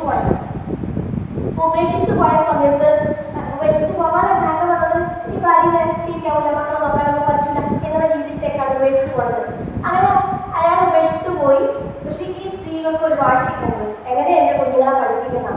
ഒരാളെ MS, ഒരാളെ MCom, ഒരാളെ അതിനേക്കാൾ വലിയൊരു കോഴ്സ്. അതൊക്കെ പഠിച്ചു കഴിഞ്ഞപ്പോൾ ഉമ്മാക്ക് 60 വയസ്സായി. ഇപ്പം എൻ്റെ കണ്ടപ്പോൾ അമ്മ പറയാണ്, എനിക്ക് 10ാം ക്ലാസ് എഴുതി പാസ്സാണ്. മക്കൾ ചോദിച്ച് എന്തിനാണോ 10ാം ക്ലാസ് എഴുതുന്നത്? ഒന്നുമില്ല, പഠിക്കാൻ എനിക്ക് അറിവ് നേടിയെടുക്കാൻ. 10ാം ക്ലാസ് കഴിഞ്ഞിട്ട് +2 എടുക്കണം. ഇപ്പം ഞങ്ങളുടെ നാട്ടിലൊരടുത്ത് ആൾക്കാർ പഠിത്തം കേട്ടിട്ടുണ്ടാവും നിങ്ങളൊരു പക്ഷേ. അദ്ദേഹത്തിന്റെ നല്ലൊരു കാലഘട്ടത്തിൽ അദ്ദേഹം ജീവിതം ചെലവഴിച്ചിട്ടുണ്ടായിരുന്നത് എവിടെയെന്നറിയോ? പ്രവാസ ലോകത്താണ്. പിന്നെ മക്കളൊക്കെ വലിയ ബിസിനസ് മുമ്പൊരാഗ്രഹം. അദ്ദേഹത്തിന്റെ SSLC ക്ലാസ്സിൽ ഞാൻ ക്ലാസ് എടുത്തിട്ടുണ്ടായിരുന്നു. അതിനുശേഷം അയാൾ +2 ശേഷം അയാൾ ഡിഗ്രി എടുത്തു. ഡിഗ്രിക്ക് ഒരൊറ്റ പേപ്പർ എഴുതിയെടുക്കാണ്. എന്തിനാക്കാ പഠിക്കുന്നത് ചോദിച്ചപ്പോൾ പറഞ്ഞ വാക്കത് ഒന്നുമില്ല, അറിവ് സമ്പാദിക്കാൻ. നമ്മൾ എപ്പോഴെങ്കിലും അങ്ങനെ ആലോചിക്കുന്നുണ്ട്. അത് ആലോചിക്കുക, ഒരു ഡിഗ്രി എടുക്കുക എന്ന് പറയുന്നത് പരീക്ഷ എഴുതണ്ടേ എന്നതിലപ്പുറം ഈ ഒരു പരീക്ഷ എഴുതണ്ട. വിശുദ്ധ ഖുർആന്റെ ആ 114 സൂറത്തുകളോ ഒരാവർത്തി അർത്ഥസഹിതം അതിൽ തന്നെ 114 വിജ്ഞാന ശാഖകളുണ്ട്. വെറുതെ ഇങ്ങനെ ശാഖകൾ ഞാൻ എടുത്തു പറയുന്നില്ല. പാറകളെ കുറിച്ച് പറയുന്നത്, പക്ഷികളെ കുറിച്ച് പറയുന്നത്, സസ്യജാലങ്ങളെ കുറിച്ച് പറയുന്നത്, കല്ലുകളെ കുറിച്ച് പറയുന്നത്, കുറേ ഭാഗങ്ങളുണ്ട്. അപ്പൊ ഇതിൽ തന്നെ ഈ 114 ശാഖകളെ വെറുതെ ഇരുന്നൊന്ന് വായിച്ചു കഴിഞ്ഞാൽ നമ്മുടെ വിജ്ഞാനം വർദ്ധിക്കല്ലേ ചെയ്യാം. അപ്പൊ ആ വിജ്ഞാനത്തിലേക്ക് നമ്മൾ എത്തിപ്പെടേണ്ടത് എന്നുള്ളൊരു സൂചന നമുക്ക് ഉണ്ടായിരിക്കണം. ഇനി അറിവുണ്ടായി കഴിഞ്ഞാൽ, അതായത് നമുക്ക് അറിവുണ്ടായി കഴിഞ്ഞാൽ ഒന്നുള്ള ഒരു കാര്യം, ജീവിതം കൈകാര്യം ചെയ്യാനുള്ള ബുദ്ധി ഉണ്ടായിരിക്കും അല്ലേ? ഇപ്പൊ ഒരറിവുള്ള സ്ത്രീയും അറിവില്ലാത്ത സ്ത്രീ സമമാകുകയില്ല. അറിവുള്ളവരും അറിവില്ലാത്തവരും സമമാകുകയില്ല എന്ന് പറയുന്ന ഏറ്റവും വലിയ ഉദാഹരണമാണ്. രാവിലെ ചില ആൾക്കാർ പറയും പണിയെടുത്താ തീരൂല, ചെയ്താ തീരൂല. എന്നാൽ ചില ആൾക്കാർ പറയും എന്റെ പണി എത്ര എളുപ്പമാകാത്തത്. നമ്മൾ അവരെ കണ്ട് ചോദിക്കൂലേ എങ്ങനെയാ പണി കഴിഞ്ഞതെന്നുള്ളത്? കാരണം ഒരു ടൈം ടേബിളോ ഒരു ചിട്ടയോ ആർക്കുണ്ടാവില്ല, നമുക്ക് ഉണ്ടാവില്ല. ആ ചിട്ടകൾ ഇല്ലാത്തത് കൊണ്ട് നമ്മൾ ശ്രമിച്ചുകൊണ്ടിരിക്കും. അപ്പൊ നമ്മൾ ചെയ്യേണ്ട ഒരു കാര്യം എന്ന് പറയുന്നത് നമ്മുടെ ജീവിതം കൈകാര്യം ചെയ്യാനുള്ള ബുദ്ധി നമുക്ക് ഏതിലൂടെ ഉണ്ടായിരിക്കണം? നമ്മൾ ആർജിച്ചെടുക്കുന്ന അറിവിലൂടെ ഉണ്ടായിരിക്കണം. പ്രഭാതത്തിന് ശേഷം നിങ്ങൾ ഉറങ്ങേണ്ടതില്ല. നിങ്ങൾ എന്ത് ചെയ്യുക? പ്രഭാത പ്രവർത്തനങ്ങൾക്ക് വ്യാപൃതനായി കഴിഞ്ഞാൽ നിങ്ങളുടെ മനസ്സ് ശാന്തമാകും. എന്നിട്ട് പറയുകയാണ് തീരുമാനമെടുക്കാനുള്ള കഴിവ്. അല്ലേ? പെണ്ണിന് കൂടുതലാണോ കുറവാണോ? തീരുമാനം എടുക്കാനുള്ള കഴിവ് പെണ്ണിന് കൂടുതലാണോ കുറവാണോ? കൂടുതലാണോ? കുറച്ചുണ്ട്. 2 വിഭാഗക്കാരുണ്ട്. ശരിയാ, ഒരു സംശയമില്ല. കാരണം ചിലപ്പോ ഈ സിംഗിൾ പാരന്റ് സിസ്റ്റത്തിൽ വളർന്ന ചില ആൾക്കാരുണ്ടല്ലോ, ഭർത്താക്കന്മാരെ ഫോൺ വരുന്ന കാത്തുകാൻ കഴിയുക. അപ്പൊ തീരുമാനം എടുക്കേണ്ടി വരും. വീട്ടിൽ ആരുമില്ല, തീരുമാനം എടുക്കേണ്ടി വരും. അപ്പൊ സന്ദർഭത്തിന് അനിശ്ചിതമായിട്ടാണ് എന്ത് ചെയ്യുക? നമ്മൾ തീരുമാനം എടുക്കുക എന്ന് പറയുന്നത്. പക്ഷെ ആ തീരുമാനം എടുക്കാൻ പറ്റാത്ത ആൾക്കാരുണ്ട്. പെണ്ണുകൾ ചില ആൾക്കാർ ഒറ്റപ്പെട്ടു പോയതിന്റെ പേരിൽ ഞാൻ എന്ത് ചെയ്യണം എന്നറിയാതെ കഴിച്ചു. അപ്പൊ ചില വിധവകളായ സ്ത്രീകൾ പറഞ്ഞിട്ടുണ്ട്, കല്യാണം കഴിക്കാൻ വേണ്ടിയിട്ട് മക്കൾ പറയുന്നുണ്ട്, പക്ഷെ ഞാൻ കല്യാണം കഴിച്ചു കഴിഞ്ഞാൽ പിന്നെ മക്കൾ അനാഥപ്പെടുമോ എന്നൊരു പേടിയുണ്ട് എന്ന് പറയുന്ന ആൾക്കാരെ കുറിച്ച് കേട്ടിട്ടുണ്ട്. അപ്പൊ അവർക്കൊരു ആശയക്കുഴപ്പം രൂപപ്പെട്ട് വരുവാണ് ചെയ്യുന്നത്. അപ്പൊ ആ ഒരു കാര്യത്തിനെ കുറിച്ച് നമ്മൾ ആലോചിക്കേണ്ടതുണ്ട്. പക്ഷെ അതുപോലെ തന്നെ പ്രശ്ന പരിഹാരം ചെയ്യിക്കാനുള്ള അറിവ് അതും ഏതിലൂടെ ഉണ്ടാവും? ഒരു വ്യക്തിക്ക് ബുദ്ധി ആർജിക്കുന്നതിലൂടെ, അറിവ് ആർജിക്കുന്നതിലൂടെ ഉണ്ടാവും. എന്താണ് ഞാനിപ്പോ ഇവിടെ പറയേണ്ടത് അല്ലേ? ആ എന്താണ് ഞാൻ ചെയ്യേണ്ടത് എന്നുള്ള ഒരു ചിന്ത നമ്മുടെ മനസ്സിലേക്ക് രൂപപ്പെട്ടു വരും. അതുപോലെ തന്നെ അറിവ് ആർജിച്ച ഒരു മനുഷ്യനെ സംബന്ധിച്ചിടത്തോളം സാമ്പത്തികപരമായിട്ടുള്ള ബോധം അവനുണ്ടായിരിക്കും. എന്തിനാണല്ലേ? ഇപ്പൊ ഞാൻ പലപ്പോഴും ആലോചിക്കുന്നത്, നമുക്ക് അറിവ് ആർജിച്ച ചെറുത്തുനിൽപ്പിന്റെ ഒരു ബോധ്യം ഉണ്ടെങ്കിൽ നമ്മളെ കല്യാണത്തിന്റെ ഡ്രസ്സ് 80,000 1 ലക്ഷം ആവാനുള്ള സാധ്യത ഉണ്ടോ? നമുക്ക് അറിവ് ആർജിച്ചിട്ട് ചെറുത്തു നിൽപ്പിക്കാൻ കഴിവുണ്ടെങ്കിൽ നമ്മൾ മുന്നിൽ വരുന്ന ആയത്തേതായിരിക്കും? നിങ്ങൾ പിശാചിന്റെ അനുയായികളായിരിക്കും, ദുർവ്യം ചെയ്യുന്നവൻ എന്ന് പറയുന്നത്. പക്ഷെ നിങ്ങൾ വെറുതെ തലച്ചിട്ട് നമ്മൾ ഇങ്ങനെയൊക്കെ പറഞ്ഞു കഴിഞ്ഞാലും നമ്മളെ വിവാഹത്തിന്റെ മാമാങ്കങ്ങൾ എങ്ങനെയായി കഴിയുന്നുണ്ട്? കയ്യിൽ കെട്ടി പിരിഞ്ഞ് അല്ലേ? എങ്ങനെയാ എന്തൊക്കെ ചെയ്യേണ്ടത് എന്നറിയാത്ത വിധത്തിലുള്ള ഒരുപാട് അതിക്രമങ്ങൾ ചെയ്യുന്നതിന്റെ കാരണക്കാരാണ്. നമ്മുടെ വിജ്ഞാനത്തിന്റെ ആ രീതി ശരിയായതുകൊണ്ടാണ് അവിടെ സംഭവിക്കുന്നത്. അവിടെയാണ് നമ്മൾ അറിയേണ്ടത് ഈ 2 അറിവുകളും, അതായത് ഭർത്താവിന്റെ വീട്ടിലെയും ഭാര്യയുടെ വീട്ടിലെയും അറിവുകൾ സമന്വയിപ്പിച്ചിട്ടില്ലെങ്കിൽ എന്ത് എവിടെ ചെയ്യുന്നു എന്നുള്ള ബോധ്യം ഉണ്ടാവില്ല. അവിടെയാ പ്രശ്നങ്ങൾ സംഭവിക്കുക. അപ്പോൾ പ്രശ്നം പരിഹരിക്കാനുള്ള ഒരു കഴിവ് കൂടി ആർക്കുണ്ടായിരിക്കണം? ഈ ഒരു അറിവ് ആർജിക്കുന്ന മനുഷ്യനുണ്ടായിരിക്കണം എന്നുള്ളതാണ്. അതുപോലെ തന്നെ കുടുംബ ബന്ധവുമായി ബന്ധപ്പെട്ട കാര്യത്തിൽ അറിവിനെ കുറിച്ച് മാത്രം പറയുന്നുണ്ടല്ലോ. വിശുദ്ധ സൂറത്തുൽ നിസാഇൽ 1-ാമത്തെ ആയത്തിൽ തന്നെ പറയുന്നത് സൂക്ഷിക്കണേന്നല്ലേ? എന്തിനെ സൂക്ഷിക്കണം എന്ന് പറഞ്ഞത്? കുടുംബ ബന്ധത്തിനെ സൂക്ഷിക്കണേ എന്നുള്ളതാണ്. അപ്പൊ ഇവിടെ ആ ഒരു ആശയം വരുമ്പോൾ നമ്മുടെ ബന്ധത്തിൽ തെറ്റും. മനുഷ്യൻ അല്ലാഹു സുബ്ഹാനഹു വ തആല രക്തബന്ധമുള്ളവനും എന്തുപോലെ വിവാഹ ബന്ധമുള്ളവനും ആക്കിയിട്ടാണ് നിർത്തിയിട്ടുള്ളത് എന്ന് പറയുമ്പോൾ ഈ തെറ്റിലേക്ക് പോകാതിരിക്കാനും മുന്നോട്ട് പോകാനുള്ള വഴികളും ആർക്ക് നൽകിയിട്ടുണ്ട്? മനുഷ്യർക്ക് നൽകിയിട്ടുണ്ട് എന്നാണ് അവിടെ സൂചിപ്പിക്കുന്നത്. അതുപോലെ തന്നെ നമ്മൾ മനസ്സിലാക്കിയെടുക്കേണ്ട ഒരു കാര്യം എന്ന് പറഞ്ഞാൽ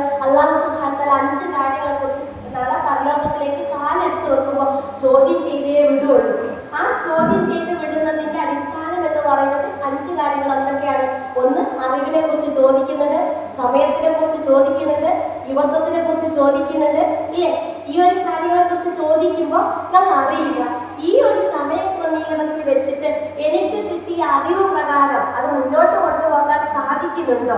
അതല്ല, ഞാൻ കിട്ടിയ അറിവ് പ്രകാരം ഒന്നും പ്രവർത്തിക്കുന്നില്ല. അപ്പോൾ ഒരു വിശുദ്ധ ഖുർആൻ പാരായണം ചെയ്യുന്ന ഒരാൾക്കറിയാം ഞാൻ എന്താണ് വായിച്ചുകൊണ്ടിരിക്കുന്നത് എന്നുള്ളത്. ജീവിതത്തിന്റെ പ്രവർത്തന പദത്തിലേക്ക് എത്താൻ പറ്റുന്ന വിധത്തിലാണോ സൂറത്തുൽ ഇൻസാൻ തന്നെ തുടങ്ങി വെക്കുന്നത്? ഹലത്ത അലൽ ഇൻസാനി ഹീനം മിനൽ ദഹ്രി ലം യകുൻ ശൈഅൻ മദ്കൂറ ഇന്നാ ഖലഖനൽ ഇൻസാന മിൻ നുത്ഫത്തിൻ അംശാജിൻ നബ്തലീഹി ഫജഅൽനാഹു സമീഅൻ ബസീറ ഇന്നാ ഹദൈനാഹു സബീല ഇമ്മാ ശാകിറൻ വ ഇമ്മാ കഫൂറ.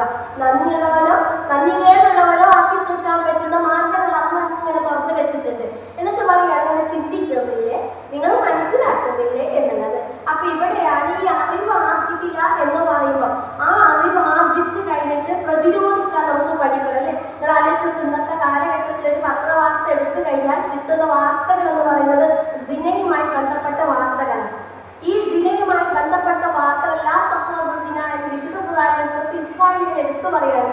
കണ്ണിന്റെ നോട്ടം വ്യഭിചാരമാണ്, സംസാരം വ്യഭിചാരമാണ്, ഇല്ലേ? ഇങ്ങനെ ഓരോന്നും എടുത്തെടുത്ത് വന്നിട്ട് പറയുന്ന ഒരു കാര്യമുണ്ടല്ലോ, അതിലേക്ക് നിങ്ങൾ അടുത്തു പോകില്ലേ?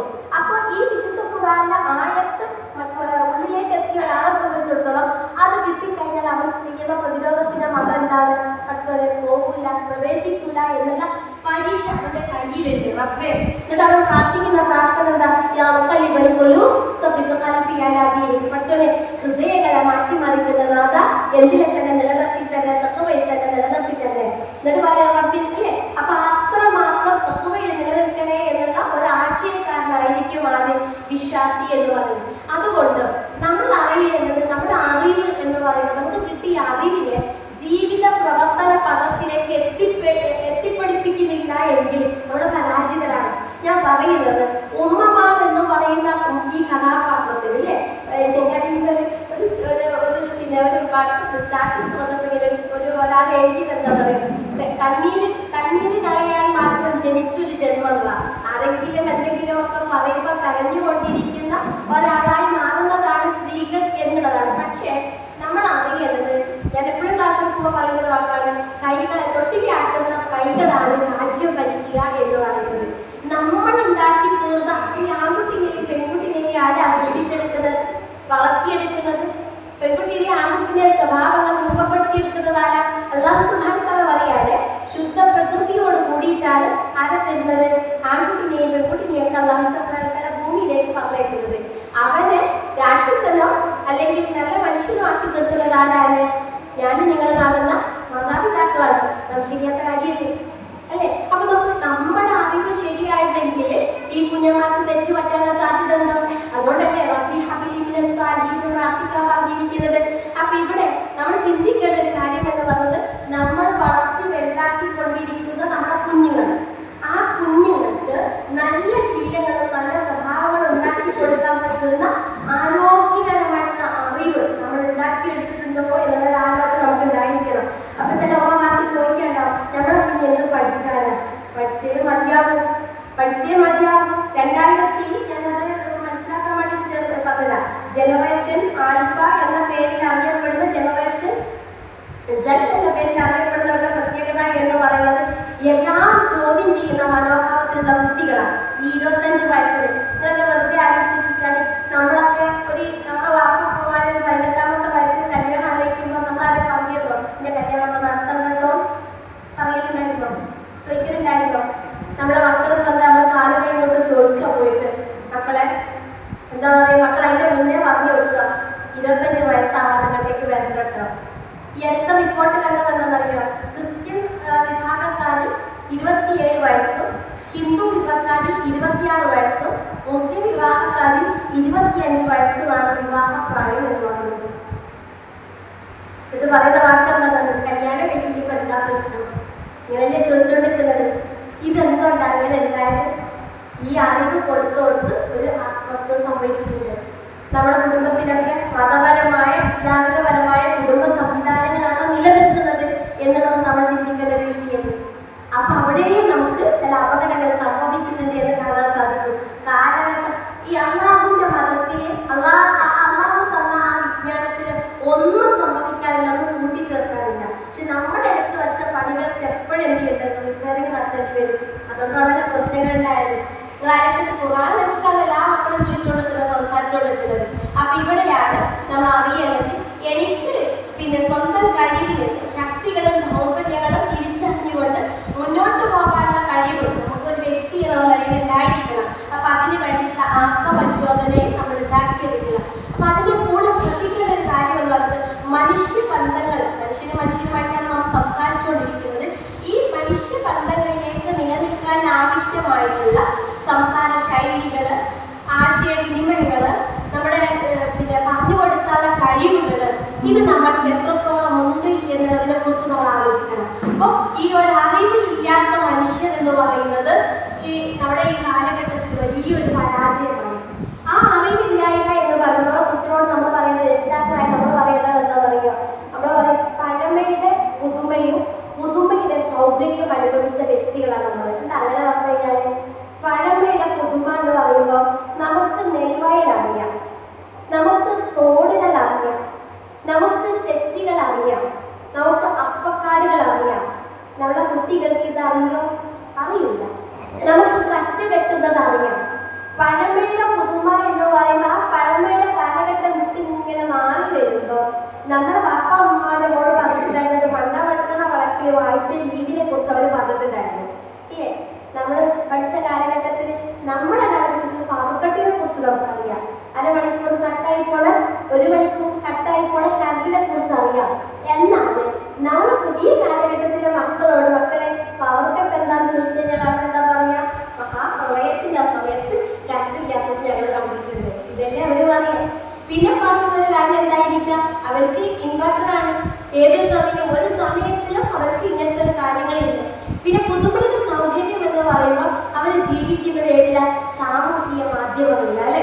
അവിടെയാണ് നമ്മുടെ വിധിവിലക്കുകൾ നമ്മൾ ചെയ്യുമ്പോൾ ശ്രദ്ധിക്കേണ്ട കാര്യം. ചില ആൾക്കാർക്ക് ഒരു തോന്നലാണ്, ഞാൻ വെക്കുന്ന സ്റ്റാറ്റസുകളോ ഞാൻ വെക്കുന്ന മെസ്സേജുകളോ അത് പ്രശ്നമില്ല എന്ന് ചിന്തിക്കുമ്പോൾ നമ്മൾ അറിയില്ല. അല്ലാഹു സുബ്ഹാനഹു വ തആല വിശുദ്ധ ഖുർആനിൽ ചോദിക്കുന്ന ഒരു ചോദ്യമുണ്ടല്ലോ, നിങ്ങളുടെ കാഴ്ച, നിങ്ങളുടെ കേൾവി, നിങ്ങളുടെ സംസാരം, നിങ്ങളുടെ മനസ്സിലെ ചിന്തകൾ ആര് ചോദിച്ചെടുക്കും? അല്ലാഹു സുബ്ഹാനഹു വ തആല പുറത്തേക്ക് കൊണ്ടുവരിക തന്നെ ചെയ്യും. ഒരു ഫോർവേഡ് മെസ്സേജ് അങ്ങ് തട്ടുമ്പോൾ നമ്മൾ ആലോചിക്കണ്ടേ, ഇതെന്തിനാണ് ഞാൻ അയച്ചത് എന്നുള്ളത്? രേഖകളല്ലേ. അല്ലാഹു സുബ്ഹാനഹു വ തആല വിശുദ്ധ ഖുർആൻ സൂറത്തുൽ യാസീനിൽ ചോദിക്കുന്നത്, നിങ്ങളുടെ വായ്കൾക്ക് മുദ്ര വെക്കുകയും നിങ്ങളുടെ കൈകാലുകൾ നിങ്ങൾക്കെതിരെ മറുപടി പറയുകയും ചെയ്യുന്ന ഒരു ദിവസം. അങ്ങനെ ഒരു ദിവസം ഉണ്ടെന്നല്ലേ പറഞ്ഞത്. നിങ്ങൾ ആലോചിച്ച് നോക്കൂ, മൊബൈലിൽ പ്രശ്നം വന്നു കഴിഞ്ഞാൽ കവർ നോക്കിയിട്ടാണ് പിടിക്കുന്നത് അല്ലേ?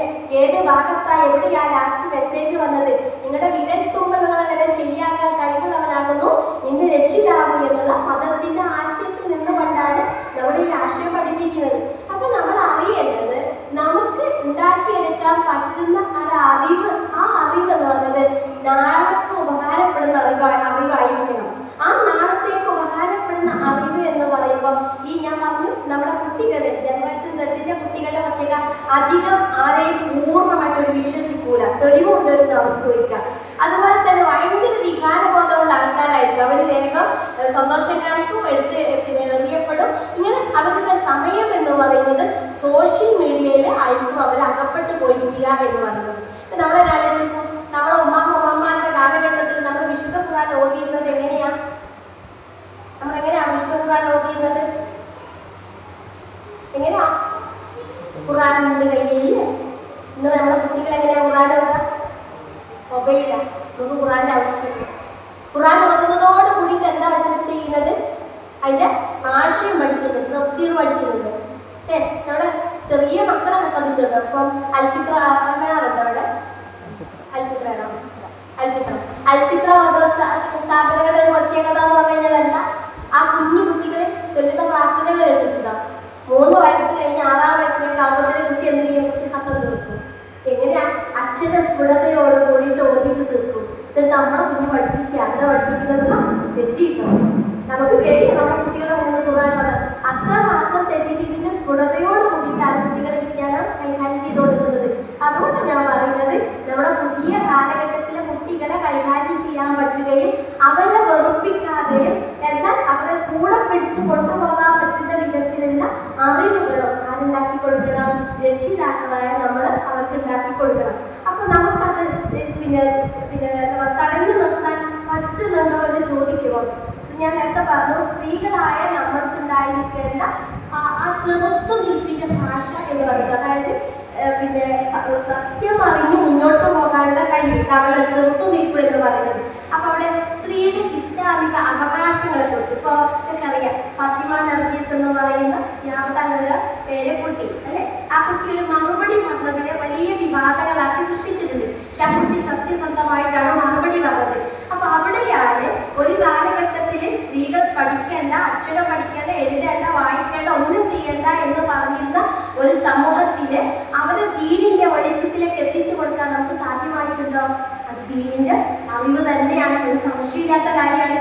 അപ്പൊ ഇതുണ്ടെങ്കിൽ അത് ചോദ്യം ചെയ്യാനൊക്കെ ഒരാൾക്കുണ്ടാവും, പുതിയ കാലഘട്ടത്തിലെ കുട്ടികൾക്ക് ഉണ്ടാവും. പഴയ കാലത്തിലെ കുട്ടികളെ കെട്ടിയിട്ടപ്പോൾ നിൽക്കും കുട്ടികള്, സാധ്യതയില്ല. കാരണം അവരങ്ങനെ അന്വേഷിച്ചുകൊണ്ടിരിക്കുക ചെയ്യുന്നത്.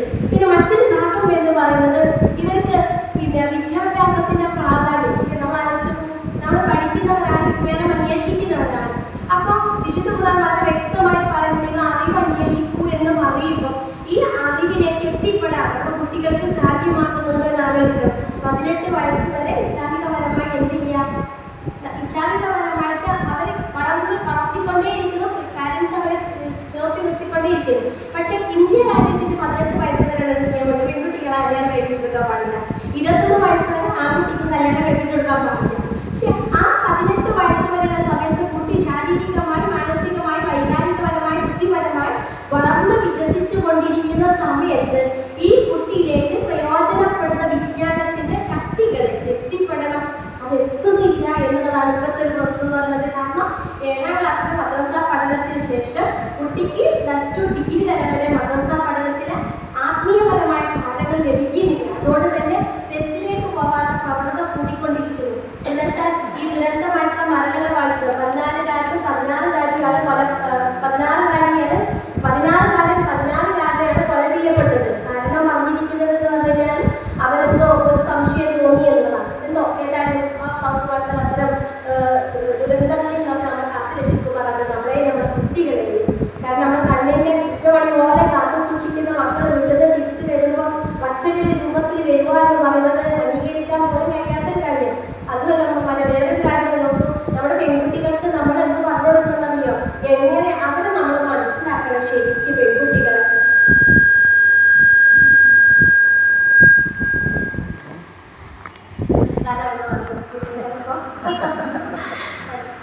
നമ്മൾ അവർ പെൺകുട്ടികളെ ശരിക്കും പറഞ്ഞ് മനസ്സിലാക്കി കൊടുക്കേണ്ട ഒരു കാര്യമുണ്ട്. ഈ അടുത്ത് 2-3 മരണങ്ങളുടെ റിപ്പോർട്ടുകൾ വായിച്ചിട്ടുണ്ടാവും. ആ വാർത്തയിൽ വന്നതെന്താണെന്നറിയോ, സുഹൃത്തിന്റെ കൂടെ ബൈക്ക് യാത്ര ചെയ്ത യുവതി മരണപ്പെട്ടു. സുഹൃത്തിന്റെ കൂടെ രക്ഷിതാക്കൾ എന്താ ചെയ്യുക? നമ്മൾ കുഞ്ഞിനെ ഹോസ്റ്റലിലോ സ്കൂളിലേക്കൊക്കെ പറഞ്ഞയക്കുമ്പോൾ നമ്മൾ അറിയുന്നില്ല കുഞ്ഞിനെ ആരെ കൂടെ പോണതെന്നുള്ളത്. അപ്പൊ അതെന്തുകൊണ്ടാണ് സംഭവിക്കുന്നത്? കുഞ്ഞിന്റെ അടുത്തേക്ക് എന്തില്ല, മഹറം ആരാന്നുള്ള വിഷയം എത്തിയിട്ടില്ല എന്നുള്ളതാണ് അല്ലേ? എല്ലാവരും കസിമദേഴ്സ് നമ്മൾ പറയുന്നത് ഓൻ്റെ കൂടെ പോയി കിളാപ്പൻ്റെ മൂത്താപ്പൻ്റെ മോൻ്റെ കൂടെ നമ്മളിങ്ങനെ പറഞ്ഞയച്ചപ്പോൾ കുഞ്ഞിനാർക്കൂടെ ആരെ കൂടെയാ സഞ്ചരിക്കേണ്ടത് എന്നുള്ളത്. അപ്പൊ കുറച്ച് കഴിഞ്ഞപ്പോൾ അവന്റെ പരിധി വിട്ടപ്പോൾ അവൾക്ക് എല്ലാവരും കൂടെ യാത്ര ചെയ്യാൻ തോന്നും. അങ്ങനെ സംഭവിക്കുന്ന അപകടങ്ങളിൽ പക്ഷെ പേര് വെളിപ്പെടുത്തുന്നില്ല എന്നുള്ളൂ. പക്ഷെ നമ്മൾ അറിയണ്ട നമ്മളെ മക്കൾക്ക് സംഭവിക്കുന്ന അബദ്ധങ്ങളാണത്. ഭക്ഷണം കഴിക്കാൻ പോകുമ്പോൾ നിങ്ങൾ എവിടെയൊക്കെ പോകാം എന്നത് സുഹൃത്ത് 100 ഇങ്ങനെ എടുത്ത് വായിച്ചു നോക്കി കഴിഞ്ഞാൽ അതിന് പറയുന്നില്ലേ, ആരുമായി ഇടപെടാം എന്നുള്ള രീതിയിൽ.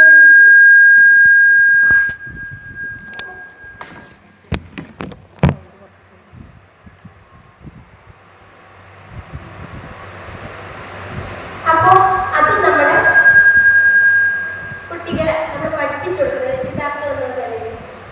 രക്ഷിതാക്കളോട് പറയുന്ന ഒരു കാര്യം എന്ന് പറഞ്ഞാൽ കുട്ടികളെ പഠിപ്പിച്ചു കൊടുക്കുമ്പോൾ നമ്മൾ ശ്രദ്ധിക്കേണ്ട ഒരു കാര്യമുണ്ട്. എന്താ പറയുക, നിങ്ങൾ ദേഷ്യം പിടിപ്പിക്കാൻ വേണ്ടിയിട്ട് പഠിപ്പിച്ചു കൊടുക്കണം. നമ്മളെ കുറിച്ച് അവർ പറഞ്ഞ വാക്കെന്നറിയാം, ചൊറിയാന്ന് പറയുന്നത് അല്ലേ? ചൊറിച്ചിരുന്നല്ലേ നമ്മളെ പറയാം. നമ്മൾ ആലോചിക്കുന്നത് നമ്മുടെ അമ്മമാരുടെ കാലഘട്ടത്തിൽ നമ്മുടെ അമ്മമാരായിരിക്കും ചൊറിച്ചിരുന്നത്. മക്കൾ പറയുമ്പോൾ എന്താ വരുവാ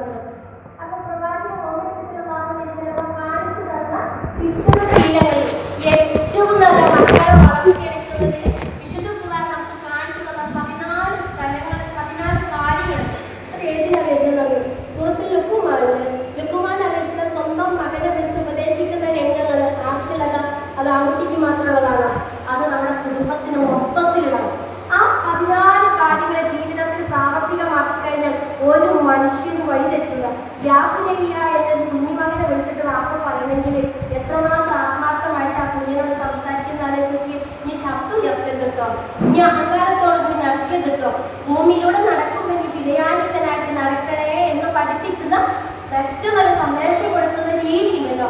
അത് ഏതിലാ പറയുന്നത്? സൂറത്തുൽ ലുഖ്മാനിൽ പറഞ്ഞു കൊടുക്കാം അല്ലേ? നമ്മൾ വായിച്ചിട്ടുള്ള ഭാഗങ്ങളല്ലേ 12 ആയത്ത് മുതലൊക്കെ തുടങ്ങുന്ന സ്ഥലത്ത് ലുഖ്മാന്റെ ഉപദേശങ്ങൾ എന്ന് പറയുന്നത്. അപ്പോൾ നമ്മൾ അറിയേണ്ടത്, രക്ഷിതാക്കളായ നമ്മുടെ മക്കൾ അത് പോയിട്ടൊന്ന് വായിച്ചു നോക്കുക, പരിഭാഷ എടുത്ത് വായിച്ചു നോക്കുക. എന്നിട്ട് ഈ നമ്മൾ കുട്ടികളെ പൊതുവെ കുറച്ച് ചാടുക, ദേഷ്യം പിടിക്കുക, ഉപദ്രവിക്കാനുള്ള ത്വര കാണിക്കുക, അവളെ വെറുപ്പിക്കാനുള്ള ശ്രമങ്ങൾ നടത്തുക. അപ്പോൾ ഒക്കെ മക്കളോട് നമ്മൾ പറയണം, നമ്മൾക്ക് ക്ഷമക്ക് വേണ്ടി നമ്മൾ പ്രാർത്ഥിക്കണം. കാരണം കുട്ടികളെ വളർത്തുക എന്ന് പറയുന്നത് അത്ര വലിയ എളുപ്പമുള്ള കാര്യമൊന്നുമല്ല. കാരണം നല്ല ക്ഷമ വേണ്ട ഒരു പരിപാടിയാണ്. പ്രത്യേകിച്ച് ആദ്യത്തെ 2-3 വയസ്സ് വരെയുള്ള സമയത്ത് ഉറങ്ങുമില്ല, പല കാര്യങ്ങളും ചെയ്യും. വലുതാവും തോറും അടുപ്പടുപ്പ് വിട്ടേച്ച് പോവുക ചെയ്യും. അപ്പം ആ സമയത്ത് കുട്ടിയെ ചേർത്ത് പിടിക്കുമ്പോൾ നമുക്ക് പറഞ്ഞു കൊടുക്കാൻ പറ്റുന്ന മക്കളെ ഇതാണ് ചെയ്യേണ്ടത് എന്ന് പറയുന്നത്. ഇനി കുട്ടികളുടെ ഇടയിലുള്ള ഒരു പ്രശ്നം എന്ന് പറഞ്ഞാൽ മീഡിയ ലിറ്ററസി എന്ന് പറയുന്നത്, അതായത് സോഷ്യൽ മീഡിയകൾ, മാധ്യമങ്ങൾ നമ്മുടെ കയ്യിലൊക്കെ ഉണ്ട്. ഇപ്പോൾ എല്ലാവരുടെ കയ്യിലും സ്മാർട്ട് ഫോൺ ഇല്ലാത്ത ആൾക്കാരേ ഇല്ല. പക്ഷേ ഈ സ്മാർട്ട് ഫോൺ നിലവിൽ വരുമ്പോൾ നമ്മൾ ശ്രദ്ധിക്കേണ്ട ഒരു കാര്യം, ഇത് എന്തിനാ ഉപയോഗിക്കുന്നത്? നമ്മുടെ കുട്ടികൾ പറയമ്മ പാഠം വായിക്കാനുണ്ട്, പ്രൊജക്റ്റ് ചെയ്യാനുണ്ട്, ഇങ്ങനെയുള്ള കാര്യങ്ങൾക്ക് വേണ്ടിയിട്ടാണ് ഇത് ഉപയോഗിക്കുന്നതെങ്കിൽ നമ്മുടെ മനസ്സിൽ കുട്ടികൾക്ക് ബൗണ്ടറീസ് ഇല്ല, അതിർത്തികൾ കാത്തു സൂക്ഷിച്ച് വെക്കാൻ പഠിപ്പിച്ചു കൊടുക്കണ്ടേ? എന്ത് ആരോടാണ്? നമ്മുടെ മക്കൾക്ക് സ്നാപ്ചാറ്റ് അറിയില്ല, നമുക്ക് സ്നാപ്ചാറ്റ് അറിയില്ല. ഒളിപ്പിച്ച് വെച്ച് എങ്ങനെയാണ് സംസാരിക്കേണ്ട രീതി നമ്മുടെ കുട്ടികൾക്ക് അറിയാം. ഹൈഡായിട്ടുള്ള പല മെത്തേഡുകൾ നമ്മുടെ കുട്ടികൾക്ക് അറിയാം. പക്ഷെ നമ്മൾ അവിടെ എത്തിയിട്ടുണ്ടാവില്ല. അപ്പോൾ നമ്മൾ ശ്രദ്ധിക്കേണ്ട ഒരു കാര്യം, ഇത് നമ്മുടെ കുട്ടികൾക്ക് അള്ളാഹുവിനെ കുറിച്ചുള്ള വിശ്വാസം ഇല്ലെങ്കിൽ, ആ അള്ളാഹുവിനെ കുറിച്ചുള്ള പേടി നമ്മുടെ ജീവിതത്തിലേക്ക് വന്നിട്ടില്ല എങ്കിൽ സ്വാഭാവികമായിട്ടും കുട്ടികൾ അപകടങ്ങളിലേക്ക് പോകാനുള്ള സാധ്യത കൂടും. അപ്പോൾ നമ്മൾ അവർക്ക് മീഡിയ ലിറ്ററസി, വിശുദ്ധ ഖുർആനിൽ തന്നെയാണല്ലോ നിങ്ങളുടെ കാഴ്ച തന്നെ പറഞ്ഞത്, ഇതൊക്കെ കേൾവി. വിശ്വാസിയുടെ പ്രത്യേകത എന്ന് പറയുന്നത് അതിൽ വ്യക്തമായ കാര്യങ്ങളിൽ നിന്ന് മാറി നിൽക്കുന്നവരാണ് രക്ഷിതാവ് അല്ലേ? ആലോചിച്ചത് നമ്മുടെയൊക്കെ കാലഘട്ടത്തിൽ നമ്മുടെ വാപ്പപ്പന്മാർ നമ്മളെ വളർത്തിയപ്പോൾ എന്താ പറയുക, മക്കളെ എന്ത് കാണണ്ട എന്താ പറഞ്ഞത്, TV കാണണ്ട, സിനിമ കാണണ്ട, ഇങ്ങനെ പറഞ്ഞാൽ വളർത്തിയത്. ഇന്നത്തെ കാലത്തിലെ കുട്ടികളോട് നമ്മളിത് കാണണ്ട എന്ന് പറയാൻ പറ്റുമോ? പറഞ്ഞാൽ നടക്കുമോ? എന്താ അതിൻ്റെ അപ്പുറം സംഗതികളാണ് നമ്മൾ കണ്ടുകൊണ്ടിരിക്കുന്നത്. അപ്പോൾ ഇവിടെയുള്ള ഒരു കാര്യത്തിനെ കുറിച്ച് ഈ മക്കൾക്ക് നമ്മൾ എന്ത് ചെയ്യണം? മീഡിയയെ കുറിച്ചുള്ള അറിവ് ചെയ്യുമ്പോൾ അതുപോലെ നമ്മുടെ വീട്ടിലെ വൈഫൈ സൗകര്യം എന്ന് പറയുമ്പോൾ ഫുൾ ടൈം നമ്മൾ വൈഫൈ കൊടുത്തുകൊടുക്കുന്ന ഒരു ഇതിലാണ് ഇപ്പോൾ നടന്നുകൊടുക്കുന്നത്. പ്രത്യേകിച്ച് പരിപാടികളൊക്കെ നടക്കുമ്പോൾ അപ്പോൾ കുട്ടികളോട് പറയണം, രാത്രി 10 മണിക്ക് ശേഷം എന്ത് വേണ്ട, മൊബൈലിൻ്റെ യൂസേജ് കുറയ്ക്കാം. പിന്നെ കുട്ടികൾക്ക് തന്നെ നമുക്ക് തോന്നുന്നു എൻ്റെ കുട്ടീനേക്ക് പൂർണ്ണ വിശ്വാസമാണ് എത്തിക്കഴിഞ്ഞാൽ നമുക്കത് പറയാം, മക്കളെ നമുക്ക് വിശ്വാസമാട്ടോ എന്ന് പറഞ്ഞാൽ കുട്ടിക്ക് അത് സന്തോഷമുണ്ട്. എന്നാൽ എനിക്ക് വിശ്വാസം കേട്ടോ എന്ന് പറഞ്ഞു കഴിഞ്ഞാൽ പ്രശ്നങ്ങളുണ്ടാവാം. അപ്പോൾ ആ വിശ്വാസത്തിലേക്ക് എടുക്കാൻ വേണ്ടിയിട്ട് അവരെ ചേർത്ത് പിടിക്കാതെ ഒരു മനസ്സും കൂടി നമ്മൾ കാണിക്കണം. പിന്നെ നമ്മൾ കാണിക്കേണ്ടത് ഈ കുട്ടികളുടെ മാനസികാരോഗ്യവുമായി ബന്ധപ്പെട്ട കാര്യങ്ങൾ. ആദ്യം ഉണ്ടാകുമ്പോൾ നമ്മൾ ശ്രദ്ധിക്കേണ്ടത് ശരീരമുണ്ട്, മനസ്സുണ്ട്. മനുഷ്യന് ശരീരം കൊണ്ട് ചെയ്യാവുന്ന എല്ലാ കാര്യങ്ങളും നമുക്ക് ചെയ്തു കൊടുക്കാൻ പറ്റും. പക്ഷെ ആ ശരീരത്തിനപ്പുറം മനസ്സിന് അനുഭവിക്കുന്ന വേദനകളെയും ആര് കാണേണ്ടതുണ്ട്? നമ്മൾ കാണേണ്ടതുണ്ട്. അപ്പോൾ ഈ ഒരു നമ്മുടെ നാട്ടിൽ ഇന്നത്തെ സമകാലിക ലോകത്ത് വളർന്നുകൊണ്ടിരിക്കുന്ന വ്യക്തികൾ എന്നുള്ള നിലയിൽ കുടുംബത്തിൽ നമ്മൾ ശ്രദ്ധിക്കേണ്ട ഒരു കാര്യം എന്ന് പറയുന്നത്, ഒരു കുടുംബം എന്ന മഹത്തായ വൃക്ഷത്തിൽ ഉമ്മയുണ്ട്, ഉപ്പയുണ്ട്, മക്കളുണ്ട്, ഇളാപ്പയുണ്ട്, മൂത്താപ്പന്മാരുണ്ട്, ഒരുപാട് കുടുംബത്തിലെ ബന്ധുമിത്രാദികളുണ്ട്. അപ്പോൾ അവരെ വെച്ചുകൊണ്ട് നമ്മൾ മുന്നോട്ട് പോകുമ്പോൾ ശ്രദ്ധിക്കേണ്ട ഒരു കാര്യം എന്ന് പറയുന്നത്, നമുക്ക് നമ്മൾ പറയുക 3 കാര്യങ്ങളാണ് മനുഷ്യന്റെ മരണത്തിന് ശേഷം അവശേഷിക്കുന്ന കാര്യങ്ങൾ. എന്തൊക്കെയാ 3 കാര്യങ്ങൾ? 1 സാലിഹായ സന്തതി, 2 അറിവ് ഉപകാരപ്പെടുന്ന വിജ്ഞാനം, പിന്നെ ജാരിയായ സദഖ അല്ലെ? ഈ 3 കാര്യങ്ങളാണ് നാളെ നമുക്ക് പരലോകത്തിലേക്ക് ഉപകാരപ്പെടുക എന്ന് പറയുന്നത്. അപ്പൊ ഈ പരലോകത്തിലേക്ക് ഉപകാരപ്പെടുന്ന ആൾക്കാരായിട്ട് ഉപയോഗപ്പെടുത്തുന്ന വ്യക്തികളായിട്ട് നിലനിൽക്കണമെങ്കിൽ ഈ ഒരു കാലഘട്ടത്തിൽ ഇന്നത്തെ സമകാലിക ലോകത്ത് സ്ത്രീകൾ അനുഭവിക്കുന്ന പ്രശ്നം കൂടി അഡ്രസ്സ് ചെയ്യണം. ഞാൻ വർക്ക് ചെയ്യുന്നത് പൊതുവെ സ്ത്രീകളുടെ ഇടങ്ങളിൽ നിന്നാണ്. ആ സ്ത്രീകളൊക്കെ വന്ന് പറയുന്ന ഒരു വാക്കുണ്ട്, അതെന്താ പറയാറ്, ഭർത്താവിനാൽ തല്ലിട്ടപ്പെട്ട, അതേപോലെ തന്നെ ഭർത്താവിനാൽ പീഡിപ്പിക്കപ്പെട്ട, ഉപദ്രവിക്കപ്പെട്ട ചില ആൾക്കാർ വന്നിട്ട് സംസാരിക്കും. അപ്പൊ അവർ പറയുന്ന ഒരു വാക്ക് എന്താണെന്ന് പറയാം, അവർ പറയുന്നത് എൻ്റെ മുഖത്തടിച്ചിട്ടുണ്ട്, അടി കിട്ടിയിട്ടുണ്ട്, ഇങ്ങനെയൊക്കെ പറയാം. അള്ളാഹുവിന്റെ റസൂലിന്റെ ഹദീസ് എടുത്ത് നോക്കിക്കഴിഞ്ഞാൽ ഇത് വെച്ചിട്ട് നമുക്ക് പറയാൻ പറ്റണ്ടേ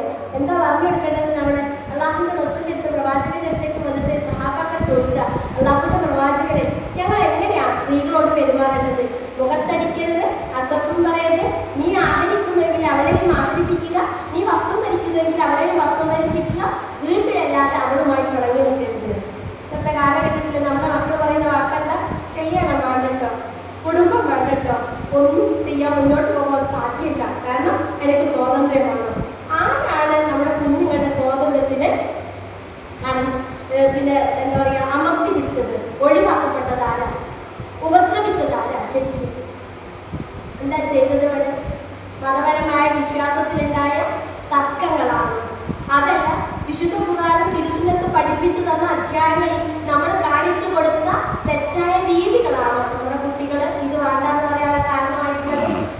ഏതാ സംഭവിച്ചത്? ഏതാ? നിങ്ങൾ പറഞ്ഞോളൂ, ധൈര്യമായിട്ട് പറഞ്ഞോളൂ. ഖുർആനും ഹദീസും പ്രകാരമാണ് നമ്മുടെ ജീവിതത്തിന്റെ ക്രമങ്ങൾ നടന്നുകൊണ്ടിരുന്നത്. റസൂൽ സല്ലല്ലാഹു അലൈഹി വസല്ലമയുടെ അടുത്തേക്ക് ആയിഷ ബീബി വന്നിട്ട് ചോദിക്കുന്ന ചോദ്യം, അല്ലാഹുവിന്റെ പ്രവാചകൻ പായസത്തിന്റെ പാത്രം തട്ടി തെറിപ്പിച്ചപ്പോൾ അവന്ന് ചോദിക്കുന്നു, പ്രവാചകൻ ഞാൻ എന്താ ചെയ്യേണ്ടത്? പ്രവാചകൻ കൊടുക്കുന്ന മറുപടി എന്താ അല്ലേ? ആയിഷ, പാത്രം വേറെ ആക്കാട്ടോ. നമ്മളെ വീട്ടിലെങ്ങാണ്ട് ഒരു പാത്രം തട്ടിക്കളഞ്ഞിട്ടുണ്ടെങ്കിൽ എന്താ സംഭവിക്കുക? നമ്മളെന്താ പറയുക അല്ലെ? കിട്ടിയ അടി വന്നിട്ട് പിന്നെ വീട്ടിലേക്ക് എത്തിപ്പോയിട്ടുണ്ടാവും. അങ്ങനെയല്ലേ സംഭവിക്കാം? അനസ് റളിയല്ലാഹു ഓടിച്ചാടി നടക്കുമ്പോൾ അനസ് റളിയല്ലാഹുവിനെ കൂട്ടിപ്പിടിച്ചിട്ട് ചോദിക്കുന്ന ചോദ്യം എന്താ? അനസ്, എന്താ വിശേഷം അല്ലേ? പറക്കുന്ന പക്ഷിയെ കുറിച്ച് അല്ലെ, ചത്തുപോയി എന്ന് പ്രവാചകൻ വിഷമമായോ എന്ന് ചോദിക്കുന്ന അനസിനെയാണ് നമ്മുടെ കുടുംബത്തിൽ കാണുന്നത് അല്ലേ? അനസിന്റെ ഉമ്മ വന്നിട്ട് ചോദിക്കുന്നുണ്ട്, മോനെ തരുമോ എന്ന് ചോദിക്കുമ്പോൾ ഞാൻ പോരാൻ റെഡിയല്ല എന്ന് പറഞ്ഞിട്ട് പ്രവാചകന്റെ കൂടെ ചേർന്ന് നിന്ന ആള്.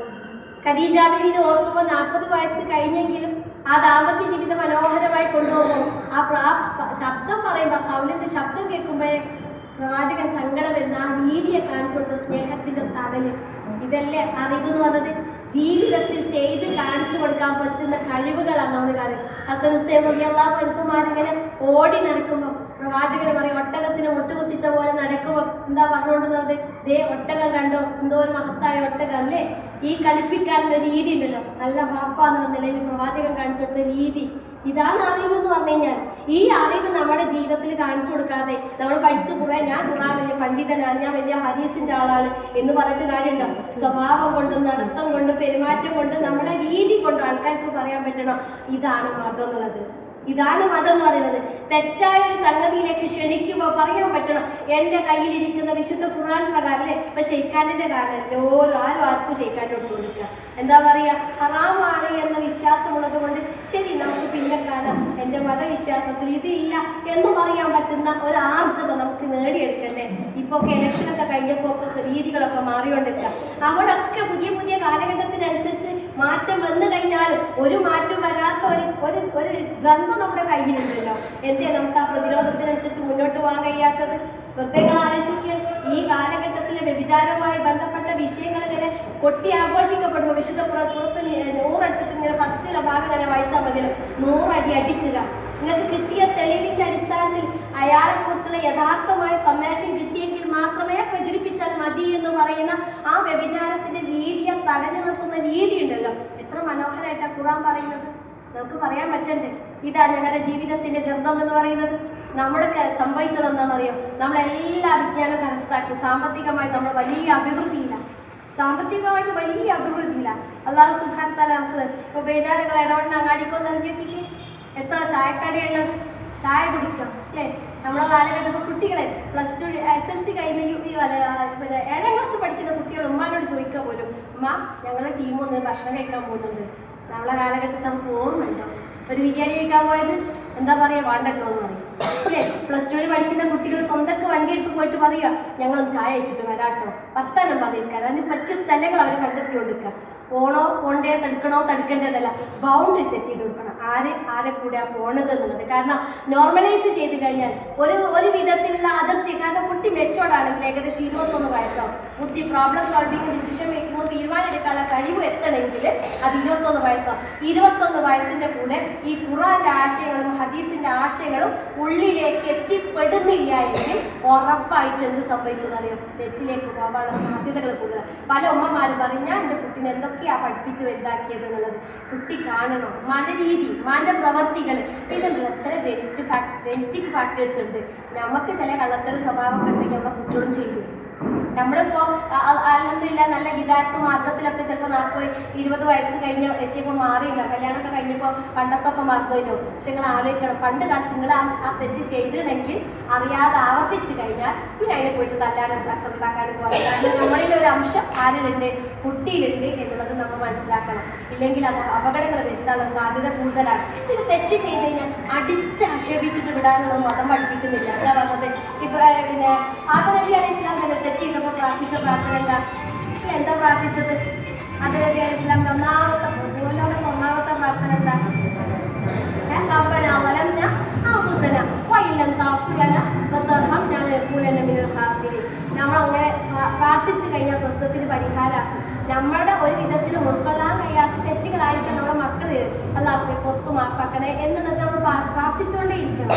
അത് നമ്മുടെ നല്ല വശമാണ്. അപ്പോൾ ഞാൻ പറഞ്ഞു വന്ന ആശയം എന്ന് പറയുന്നത് വിദ്യാഭ്യാസപരമായിട്ട് നമ്മൾ നേടിയെടുത്ത അറിവ് അതൊരു പ്രതിരോധമാണ്. പ്രതിരോധം എന്ന് പറഞ്ഞു കഴിഞ്ഞാൽ തെറ്റ് ചെയ്യുന്നതിൽ നിന്ന് മനുഷ്യനെ തടഞ്ഞു നിർത്തുന്ന ഹലാൽ എന്താ ഹറാം എന്താ നമുക്ക് പറഞ്ഞു. ആരുമായി ബന്ധം സ്ഥാപിക്കാൻ പറ്റില്ല നമുക്ക് പറഞ്ഞു. എങ്ങനെ കുടുംബജീവിതം നയിക്കാം, എങ്ങനെ കുടുംബജീവിതത്തിൽ എങ്ങനെല്ലാം കാര്യങ്ങൾ സ്വീകരിക്കാം എന്ന് പറഞ്ഞു. ഒരു സമൂഹത്തിൽ സാമൂഹ്യ ജീവിയായി ജീവിക്കാൻ ആവശ്യമായ മുഴുവൻ നിർദ്ദേശങ്ങൾ നൽകപ്പെട്ട മഹത്തായ ഗ്രന്ഥത്തിന്റെ അനുയായികളായ നമ്മളിൽ ഈ അറിവ് ആർജിച്ച ശേഷവും തെറ്റിലേക്ക് വരാം എന്ന് പറഞ്ഞിട്ടാണ് അത് തൗബ എന്ന് പറയുന്നത്. ഇല്ലേ? എന്താണ്? മനുഷ്യനാണ്, തെറ്റ് വരാനുള്ള സാധ്യതകളുണ്ട്. എന്ത് ചെയ്യണം? നിങ്ങൾ അള്ളാഹുവിനോട് ചോദിക്കണം. എന്നിട്ട് പറയാണ്, ഒരു തൗബ ചെയ്തിട്ട് പിന്നെ അടുത്ത പ്രാവശ്യം ചെയ്യാൻ പറ്റുമോ? ഇല്ലല്ലോ. അത്രമാത്രം നമ്മൾ എന്ത് ചെയ്യണം? പിന്നെ അപേക്ഷിച്ച് അള്ളാഹുവെ എന്നിൽ നിന്ന് അത് ഉണ്ടാകില്ല എന്നുള്ള ആ ഭാഗത്തിലേക്ക് നമ്മൾ എത്തിപ്പെടുകയും കൂടി വേണം.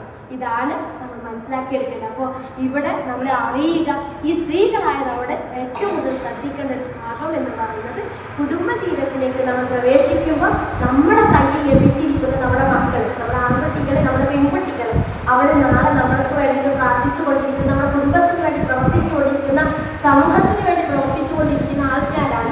അവർക്ക് കൊടുക്കാൻ പറ്റുന്ന ഏറ്റവും വലിയൊരു നിർദ്ദേശം എന്ന് പറയുന്നത് എന്താണ്?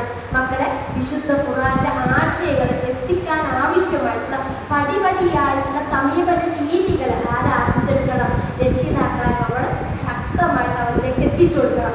അപ്പൊ നമ്മൾ ശ്രദ്ധിക്കേണ്ട ഒരു കാര്യമുണ്ട്. ദേഷ്യം പഠിപ്പിക്കുമ്പോൾ മക്കളത് ചീത്ത പറയാൻ പാടില്ല. ചീത്ത പറയാൻ കൊള്ളൂല, നന്നാവൂല, മോശക്കാരൻ, വിദ്യ, ഇങ്ങനെല്ലാം അടിച്ചാക്ഷേപിക്കുന്ന ഭാഷകളൊന്നും ഉപയോഗിക്കാതെ അമ്മന്റെ കരട് ഫാത്തിമ ബീവിയെ അള്ളാഹുവിന്റെ പ്രവാചകൻ വിളിച്ചില്ലേ, എന്റെ കരളിന്റെ കഷ്ട എന്നുള്ളത് അലിറല്ലാഹുവിന്റെ കയ്യിൽ കൊടുത്തപ്പോൾ പറഞ്ഞു എന്റെ കരളിന്റെ കഷ്ട എന്നുള്ളത്.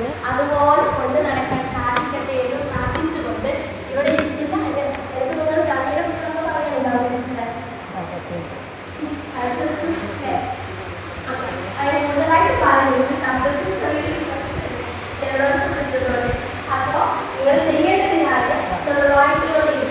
ഇന്നും പരിഭാഷയുടെ പാഠത്തിലെങ്കിലും നിങ്ങൾ ഇങ്ങനെ എഴുതി വെക്കുക. അത് നമുക്ക് തെറ്റ് വായിക്കുമ്പോൾ ഭയങ്കരമായിട്ടുള്ള എന്തെങ്കിലും വായിക്കുന്നത്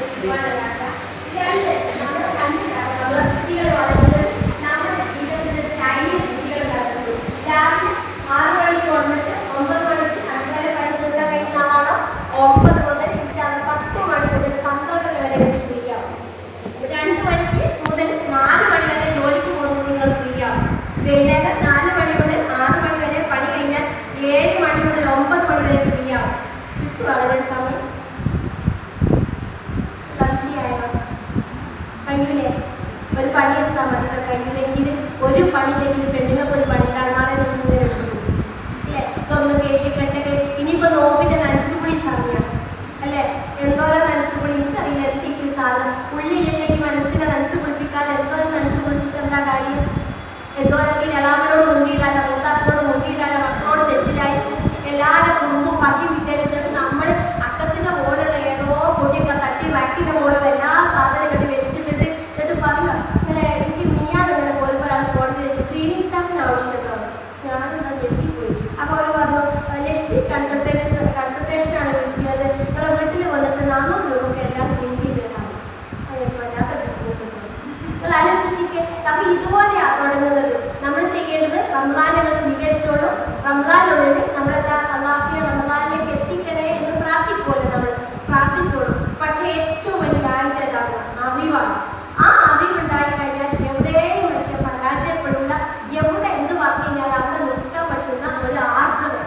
തെറ്റ് അറിവുണ്ടായിട്ട് കാര്യമില്ല. തിരിച്ചറിവ്, അറിവ് പ്ലസ് തിരിച്ചറിവാണ് ഉണ്ടാകുന്നത്. ഈ അടുത്ത് MSc കഴിഞ്ഞ് വന്നൊരു കുട്ടി പറയുകയാണ്, എനിക്ക് ഭയങ്കര ഇഷ്ടമാണ് +2 കാരണമെങ്കിൽ ചെറിയ മോളെ +2.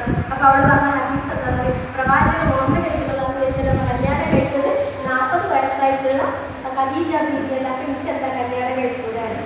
ഞാൻ ചോദിച്ചു, മോളെ പ്രവാചകന്റെ കാലഘട്ടത്തിൽ പുസ്തകവും പഠനവും കാര്യങ്ങളൊന്നും പോയില്ലല്ലോ. അപ്പം എൻ്റെ മോളിയൊക്കെ സർട്ടിഫിക്കറ്റിന് മാർക്ക് എഴുതുമ്പോൾ പിന്നെ വാപ്പാൻ്റെ ഉമ്മാൻ്റെ ഏജ് തമ്മിൽ ഡിഫറൻസ് കാണുന്നപ്പോൾ അതൊക്കെ ഒരു വലിയ പ്രശ്നമാണോ? കാരണം +2 കാരക്ക് അത്രയും വലിയ MSc ക്വാളിഫൈഡ് ആയിട്ടുള്ള ഒരു കുട്ടിക്ക് അത്ര ചിന്തിക്കാനുള്ള കഴിവുള്ളൂ. അപ്പോൾ വലിയ സർട്ടിഫിക്കറ്റ് ഉണ്ടായിട്ട് കാര്യമില്ല.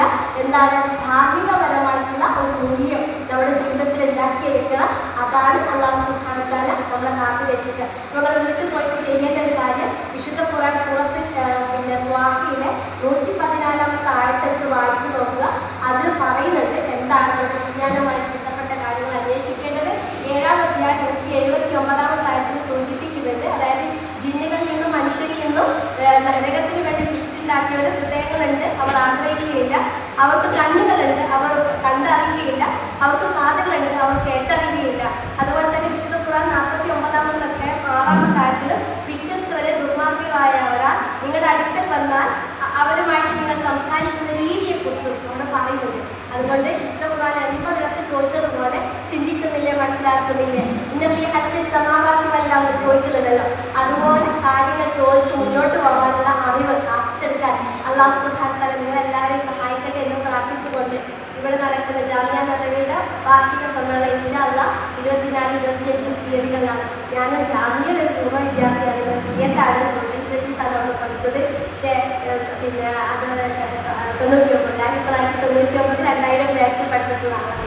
ആ സമയത്താണ് അവിടെ വാർഷികങ്ങൾ കാര്യമായിട്ട് തുടങ്ങി വരുന്നത്.